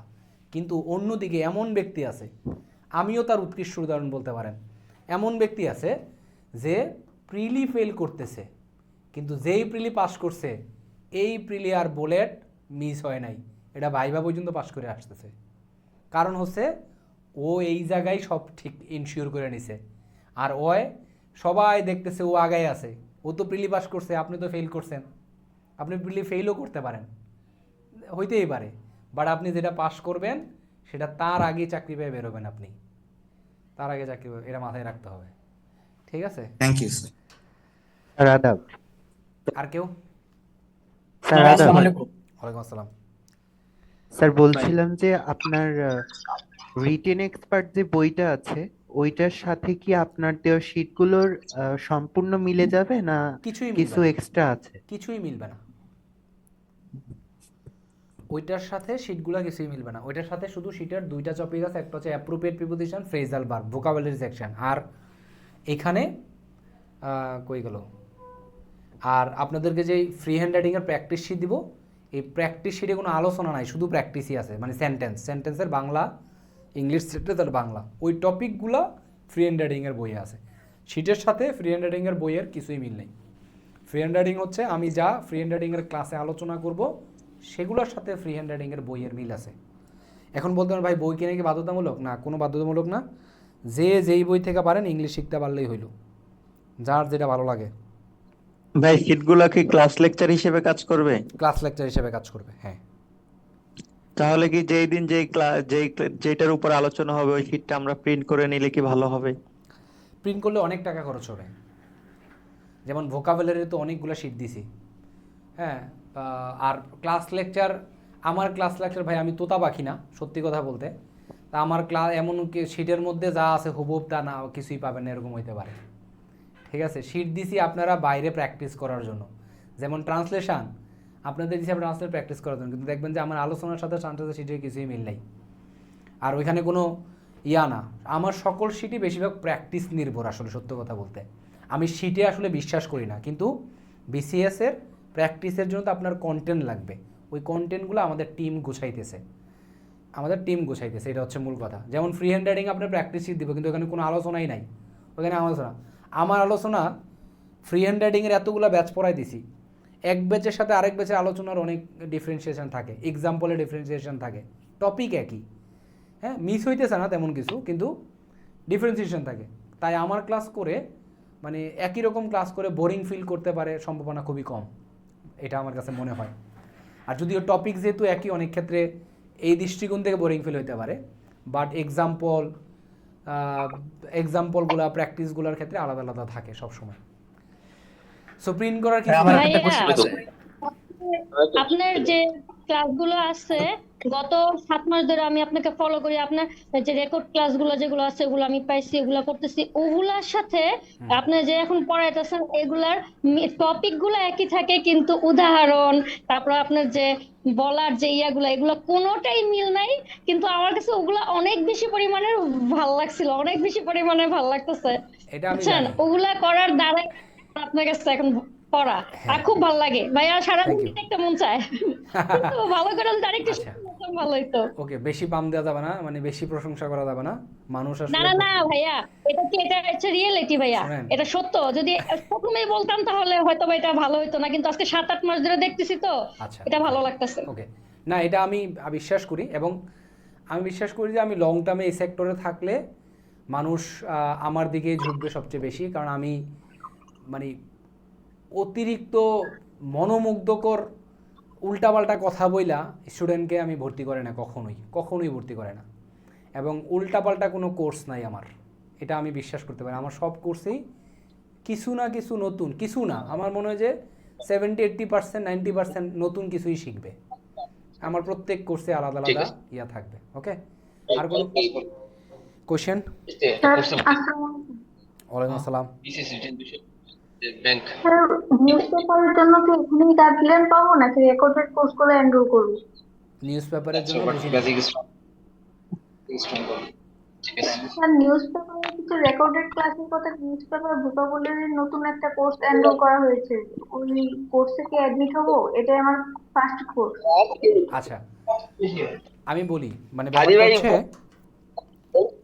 এই মাইক্রোফোনটা অন করা কার? না আদিবে কি আমি বলি যে কোনো বিষয়ে? আরে আচ্ছা, ওনার যে কোশ্চেনটা ছিল বিসিএস এর কোশ্চেনে, মানে এই কোর্সে সব কিছুই আছে, কিন্তু এখন প্রশ্ন হচ্ছে ভাই তাহলে কি আমার কম্বো কোর্স, আপনি মূলত কম্বো কোর্সের কথাই বলছেন, যেটার ভিতরে ভোকাবুলারি আছে, ভোকাবুলারি এবং নিউজপেপার থেকে বেসিক ইংলিশ আর হচ্ছে ট্রান্সলেশন, এই তিনটা মিলে একটা কম্বো 525 টাকার। এটাতে ভর্তি হওয়া দরকার আছে কিনা? সামর্থ্য না থাকলে দরকার নাই। আর যদি ভাই বলে আমার টাকা পয়সা আছে, ভর্তি হতে পারেন, নতুন কিছুই পাবেন। ইংলিশ তো আর শেষ নাই, ইংলিশ কিন্তু কলিকাতা হারবাল না যে এক ফাইলে যথেষ্ট, এক ফাইলে যথেষ্ট না। বাট এই বিসিএস কোর্স থেকে ওভারঅল পুরো ইংলিশটা সময় ধারণা হবে, কিন্তু আপনার তো বৃহত্তর আরও ইংলিশ প্র্যাকটিস, আরও নতুন কিছু জানা, নতুন শব্দ, নতুন ব্যবহার, অনেক কিছুই, হ্যাঁ, এগুলো এক্সট্রা কিছু পাবেন। সো ভর্তি হতে পারেন, ইফেক্টিভ হবে, এটা এটা এতটুকু বলতে পারি। আসসালামু আলাইকুম ভাই। ওয়ালাইকুম আসসালাম, বলেন। ভাই আমরা যারা 47 বিসিএস দেবো তারা এই সময়টা কিভাবে ক্লাস কন্টিনিউ করবে? না, আপনাদের এই সময়টা ক্লাস কন্টিনিউ করার তো দরকার নেই। ক্লাস তো আমি বলছি 47 আগে খুবই স্লো যাবে। যেমন পরবর্তী ক্লাস হবে বুধবার, পরবর্তী আপনাদের আজকে কি বার? শনিবার। পরবর্তী ক্লাস হবে বুধবার, ফাইনাল ক্লাস শুরু হবে বুধবার। আপনাদের পরীক্ষার আগে সর্বোচ্চ 2টা বা 3টা ক্লাস হবে, মূল ক্লাস। 47 প্রিলি 19 তারিখ পর থেকে আমরা আমাদের রেসে ঝাঁপাইয়া পড়ব। এর আগে আপনারা ওই বেসিক যে ক্লাসগুলো দিচ্ছি 20টার মতন বা 20টার বেশি ক্লাস দিব, ওইগুলা সবাই দেখবে এবং এর মাঝে মাত্র 2টা-3টা ক্লাস হবে। এটা আমি আগেও বলছি স্টুডেন্টদেরকে যে আমি বিসিএসের প্রিলির আগ পর্যন্ত অনেক স্লো যাব, প্রিলির পর থেকে, কারণ অসংখ্য স্টুডেন্ট আছে। আমার ধারণা আরও 150 থেকে 200-র বেশি স্টুডেন্ট বা আরও বেশি হইতে পারে যারা প্রিলির পরে ভর্তি হবে, হ্যাঁ, এবং এটা 400-500-র উপরেও হইতে পারে। মানে এখন যা ভর্তি হয়েছে 300+, তার কয়েক গুণ ভর্তি হবে বিসিএসের প্রিলির পরে। কারণ এই রেসে যারা আছে তারা বেশিরভাগই প্রিলিটার পরেও এখন অনেক সিরিয়াস থাকে প্রিলির সময়। আমি আশা করি ভাই তাইলে আমরা 19 তারিখের মধ্যে হচ্ছে আপনার 2-3টা যে ক্লাস আছে এইটা জাস্ট কন্টিনিউ করব। বুঝি নাই। মানে 19 তারিখের আগে বিসিএস প্রিলির আগে যে ক্লাসগুলো আপনি করাবেন জাস্ট ওইগুলোই আমরা কন্টিনিউ করব এখন, হ্যাঁ, ওগুলা কন্টিনিউ না নাকি ওগুলো করতে দেখার এখন প্রয়োজন নেই? ওগুলা কন্টিনিউ না করতে পারলে তো প্রবলেম নাই, ওগুলো তো রেকর্ড থাকবে। লাইভ ক্লাস যা রেকর্ড তো প্রায় একই রকমই, আপনি শুধু কোয়েশ্চেনটা করতে পারবেন না রেকর্ডে, ব্যাপারটা হচ্ছে। কিন্তু আপনার কোয়েশ্চেনটা অন্য কেউ না কেউ করে ফেলবে। 2টা বা 3টা ক্লাস হবে প্রিলির আগে হয়তো বা, তো ওগুলো আপনি এরপরে রেকর্ড করে নিলেন ক্লাস শেষে, তারপরে লাইভ ক্লাসে যুক্ত হইলেন, এরকম। আচ্ছা, আরেকটা ব্যাপার, আপনাদের সকল গুরুত্বপূর্ণ তথ্য ওয়েবসাইটে যুক্ত হবেন কিভাবে, আজকে কি ক্লাস আছে নাকি নাই, সবই গ্রুপে পাবেন। আপনারা একযোগে কেউ পেজে মেসেজ করবেন না, খুবই হ্যাসেল, ডিসগাস্টিং এবং খুবই মানে এই ব্যাপারটা খুবই স্মার্ট হইতে হবে আর আপনাদেরকে আরও। যদিও স্মার্ট হওয়ার জার্নিতে আপনাদের আমি কাজ করব আরও, কোন কোন জায়গায় স্মার্ট হইতে হয়, কোন কোন জায়গায় কীভাবে থিঙ্কিং করতে, এগুলো নিয়ে কাজ করব। কি কোয়েশ্চেন ছিল আরও? স্যার আমার একটা প্রশ্ন ছিল, বলেন। ওটা হচ্ছে আমাদের এই জার্নিতে রাইটিং এক্সপার্ট যে বইটি আছে সেটি কি সহায়ক ভূমিকা হিসেবে পালন করবে? অনেক কাজ করবে, অবশ্যই কাজ করবে, কাজ করবে না কেন? জি স্যার, এই জন্য এই বইটা আমি আজকে নিয়েছি আর কি। হ্যাঁ, কাজ করবে। ফ্রি হ্যান্ড রাইটিংয়ের সব কিছু তো রিলেট করতে পারবেন। এই বইটা পড়লেও ইংলিশের, আমি এটা পুরো ইংলিশ নিয়ে গুছাইয়া লিখছি, ঠিক আছে? আপনি বইটা দেখলেই বুঝবেন, টপিকগুলো দেখলেই বুঝবেন যে ইংলিশের যা যা রাইটিং স্পিকিংয়ের জন্য যা যা লাগবে ওইভাবে গুছাইয়া লেখা বইটা। জি স্যার, ধন্যবাদ স্যার। আমার একটা কোশ্চেন আছে ভাই। বলেন। হ্যালো। হ্যাঁ হ্যাঁ, শুনতেছি ভাই, আমি ঢাকা কলেজ থেকে বলতেছি। ভাই হচ্ছে আমার কোশ্চেনটা হচ্ছে, আমরা তো আমাদের টিচাররা তো আমাদের সরাসরি ভাবে একটু মানে বই থেকে প্রশ্ন দিয়ে দেয়, বলে যে তোমরা এটা একটু পড়ে হবে, আপনাদের ভার্সিটির মতো আমাদের বিস্তর আলোচনা করে না। এটা তো আমার ডে বাই ডে, এটা তো আমার মানে কোনো কিছু বিস্তর আলোচনা বা থিসিস এর ব্যাপারটা, এটা তো আমাদের মানে আমার ব্রেনটাকে আমার মনে হয় সংকুচিত হয়ে যাচ্ছে। এটা রিটেনের জন্য তো আমার মারাত্মক প্রভাব পড়ে। এক্ষেত্রে আমি কি করতে পারি? মানে বড় কোনো কোশ্চেন আমি লিখতে গেলে আমার মনে হয় যে আস্তে আস্তে মানে আমার আপনার মানে প্রবলেমটা বুঝছি। মানে আপনাদের প্রবলেমটা হচ্ছে যে টিচাররা শর্টকাটে পড়ায়, নোট দিয়ে দেয় বা অল্প স্বল্প ইয়ে দেয়, এগুলাতে পরীক্ষা দিয়ে পাশ করেন, এরকম টাইপের হয় আর কি ব্যাপারটা। এটার ক্ষেত্রে সলিউশনই হচ্ছে আপনি আপনার সাবজেক্ট রিলেটেড পাবলিক ভার্সিটির বই ফলো করতে পারেন, নাম্বার 1 একটা হইতে পারে। আর তাছাড়া এমনিতেই আপনাদেরকে আমি বিভিন্ন বইয়ের লিস্ট দিব একটা, যেগুলো আপনারা অবসর সময়ে বাসায় বসে বসে পড়বেন, যেগুলো আপনার জানার পরিধি প্লাস থিঙ্কিং লেভেল এবং কনফিডেন্স এই জিনিসগুলো বাড়াবে। এগুলো আমি আস্তে আস্তে দিয়ে দিব। আমি বলছি যে আপনারা ইংলিশ তো আমি ফোকাস করবই, আপনাদের যেন বিসিএস ক্যাডার হইতে পারেন ওইভাবে করে আপনাদের সার্বিক ডেভেলপমেন্ট নিয়ে কাজ করব আমি ইনশাল্লাহ। সো আজকে এই পর্যন্তই ভাই। বই লিস্টটা আজকে দিয়ে দেন না, সবসময় তো হাতে টাকা থাকে না। এটা মাসের প্রথম দিকে কিছু টাকা পয়সা আছে, কিছু কিনে নিলাম। বুক লিস্টটা তো রেডি করতে হবে, আজকেই দিয়ে দিলে হবে? আরও কিছু এক্সট্রা যুক্ত করি। আমি যেগুলো পড়ছি সেগুলোর পাশেও অনেক কিছু তো ভুলেও গেছি, কি কি বই, কত বই পড়ছি আমি ডিবেটের কারণে। অনেক ভালো ভালো উপন্যাসও পড়ছি, অ্যানালাইসিসের বইটইও পড়ছি, পড়ার চেষ্টা করছি। সো এবং বিভিন্ন নোট রাখতাম, যেমন কবি উপন্যাসের কালো যদি হয় মন্দরে, কেশ পাকিলে কান্দ জ্ঞানে, নিমাই ভট্টের ম্যাম সাহেব উপন্যাস আমি তোমার সঙ্গে বেঁধেছি প্রাণ সুরের বাঁধনে, তুমি জানো না তোমারে পেয়েছি অজানা সাধনে। সো এরকম অনেক কিছু টুকে রাখতাম, এগুলোও কাজে লাগে। এগুলো আমি যে প্রেসিডেন্ট সেক্রেটারি ছিলাম, স্পিচ দিতে গেলে বিভিন্ন জায়গায় এগুলাকে হুক স্টেপ বলা হয় স্পিচের ক্ষেত্রে, কাজে লাগতো। যাই হোক, ওগুলো আমি একটা লিস্ট আকারে দিয়ে দিব, শুরুর চেষ্টা করবো আগে আগে দিয়ে দেওয়ার জন্য। বেসিক ক্লিয়ার থাকলে কি কোচিং এ ভর্তি হওয়া উচিত প্রিলিমিনারির জন্য? প্রিলিমিনারি কোচিং যে করবে তার পাপ হবে, পাপ। হ্যাঁ, এবং ইভেন রিটেনের কোর্সও করা উচিত না। কোর্স করা উচিত যেই সাবজেক্টটায় আপনি দুর্বল, হইতে পারে ম্যাথ, হতে পারে ইংলিশ, বা যেটাতে আপনি বিজ্ঞানও হইতে পারে, যেটাতে দুর্বল সেটা কোর্স করবেন। কোচিং করার কোনো দরকার নেই, প্রিলি তো জীবনেও না, কোনো দরকার নাই। আর আপনি কোচিং করবেন মানে আপনার পড়ার স্টাইলটা একই রকম হয়ে যাবে। পালের সব গরু বা যেমন ভেড়া যেমন একদিকে যায় ওরকম হয়ে যাবে, হবে না, আপনার নিজস্ব কিছু থাকবে না। এগুলো কিন্তু রাইটিংও ইম্প্যাক্ট ফেলে। প্রিলির কোনো কোচিং দরকার নাই, বই কিনেন, অ্যানালাইসিস করে বুঝে বুঝে পড়তে থাকেন।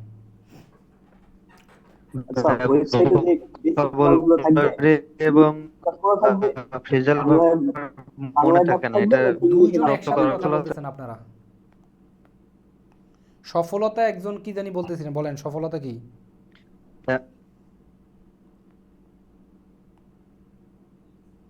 বলতেছিলাম আমাদের যে ওয়েবসাইটে যে ক্লাসগুলো থাকবে এগুলো কি বেসিক ক্লাসগুলো কি ইংলিশে ডাবিং করা থাকবে? বেসিক ক্লাসগুলো কি হয়েছে? ইংলিশে ডাবিং করা, এগুলো ইংলিশে ডাবিং করা। আমি আজকে না না, ডাবিং করা না। ওয়েবসাইটে ওখানে দেখছি আগে থেকে না, ইংলিশে ডাবিং করা বলতেছেন? জি জি। না না, ডাবিং করা না। ওকে, এরপরে আরেকজন সফলতা নাকি? ভাইয়া আসসালামু আলাইকুম। ওয়ালাইকুম। ভাইয়া একটা বিষয় জানতে চাচ্ছিলাম, হচ্ছে আমি গত বছর আমার হচ্ছে পোস্ট গ্রাজুয়েশন কমপ্লিট করছি 1 বছর। সো কোনো কারণে আমার হচ্ছে চাকরির প্রিপারেশনটা নেওয়া হয়নি, সরকারি চাকরি। সো আমার ইচ্ছা হচ্ছে সরকারি চাকরি হচ্ছে 9ম গ্রেড করা আর কি। তো ভাইয়া হচ্ছে এই বছর হচ্ছে জুনের শেষে আমি একটা সিদ্ধান্ত নিলাম, যেহেতু আপনি হচ্ছে আইবিএ গ্রাজুয়েট, যে আমি সিদ্ধান্ত নিচ্ছি যে হচ্ছে এবার আইবিএ তে এমবিএ পরীক্ষা দিব। সেই অনুযায়ী আমার প্রিপারেশন চলতেছে। মানে সরকারি চাকরির প্রিপারেশন এখন শুরু হয়নি। ম্যাথ ইংলিশ মোটামুটি আলহামদুলিল্লাহ ভালো পারি, মোটামুটি হয়, যে আইবি এর এমসিকিউ বেসড যেগুলো। কিন্তু ভাই আমার রিটেনটাই প্রবলেম। তো ভাই এখন হচ্ছে আমার যেহেতু টার্গেট হচ্ছে সরকারি চাকরি করা বা বিশেষ ক্যাডার হওয়া, তো এই ক্ষেত্রে ভাইয়া হচ্ছে এই বছর মানে এরকম ডিসিশন নেয় কি আমার জন্য ঠিক হয়েছে কিনা, যে আমি আইবি তে পরীক্ষা দিতে চাচ্ছি। তো ভাইয়া আপনার দিক থেকে এটা কিভাবে দেখতেন? না, ঠিক হবে না কেন? অবশ্যই ঠিক হবে।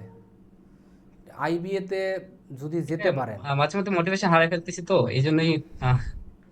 মোটিভেশন, আমি আর্টস থেকে অনার্স করছি, পড়াশোনা আর্টসের, কিন্তু আমার তো মানে ব্যাপারটা হচ্ছে কি, আমাকে সবাই ডিমোটিভেট করতো।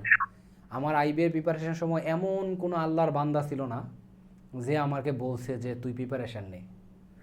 সবাই বলছে। আমার একটা বন্ধু শুধু আমাকে বলছে যে, মানে আমার খুবই বেস্ট ফ্রেন্ড, সে বলছে যে প্রিপারেশান নিতে থাক, হইলে হবে না হইলে হওয়া নিয়ে তো চিন্তা করে না, স্কিল তো অর্জন হইল। আমি ওই পারপাসে প্রিপারেশান নিয়েছি। সবাই বলছে কেন? কারণ সবই হচ্ছে বুয়েট টুয়েটের পোলাপান চান্স পায়। আমার ব্যাচের 120 জন আইবিএর এমবিএর মধ্যে 70 জনের মতন বুয়েটের স্টুডেন্ট ছিল, 70 জন। হ্যাঁ, এবং আর্টসের থেকে আমি সহ আর 2 জন চান্স পেয়েছিলাম, একজন ইংলিশ ডিপার্টমেন্টের, একজন মনে হয় আমি চান্স পেয়েছি ফিলোসফি থেকে। সবাই ডিমোটিভেট করছে, পুরো পৃথিবী একদিকে, আমি একদিকে।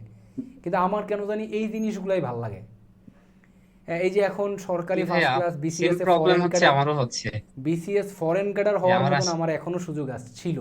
45 যদি পড়াশোনা করতাম, 46 47 এগুলো যদি দিয়ে যাইতাম, বা 44 যদি আরেকটু সিরিয়াস থাকতাম, ফরেন হওয়ার মতন আছে। বিসিএস ক্যাডার তাও একটা জেনারেল ক্যাডার পাইছি। সবাই, আমি এন্টারপ্রেনার হইতে চাইতেছি, সবাই আমার বিপক্ষে। আমার এটা আরো ভালো লাগে, তার মানে এটাই লাগবে। হ্যাঁ, ব্যাপারগুলো এরকম ছিল আমার ক্ষেত্রে।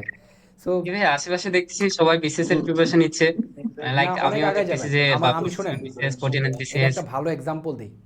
আমার ফ্রেন্ড সার্কেলের অনার্সে থাকতেই সবাই বিসিএস প্রিপারেশন শুরু করছিল।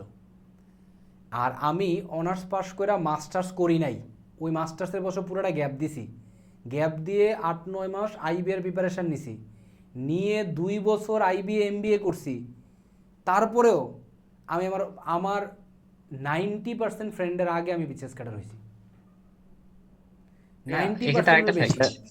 90% ওরা এখনো বিসিএস হয় না, রিটেন দিতেছে, ফেল করতেছে। এটা আমি অবজ্ঞা করে বলতেছি না, আমি বলতেছি সাময়িকভাবে মনে হইতে পারে যে আমি পিছিয়ে ছিলাম, কিন্তু আসলে আমি লং রেসে আমি যেটাই দিছি সেটাই হয়ে গেছে, এরকম হয়ে গেছে আর কি।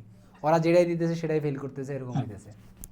ঠিক আছে ভাইয়া, ভোকাবুলারি, ফ্রেজাল ভার্ব এগুলো নিয়ে সমস্যা হয়, এগুলো রপ্ত করার কি কোনো কৌশল আছে?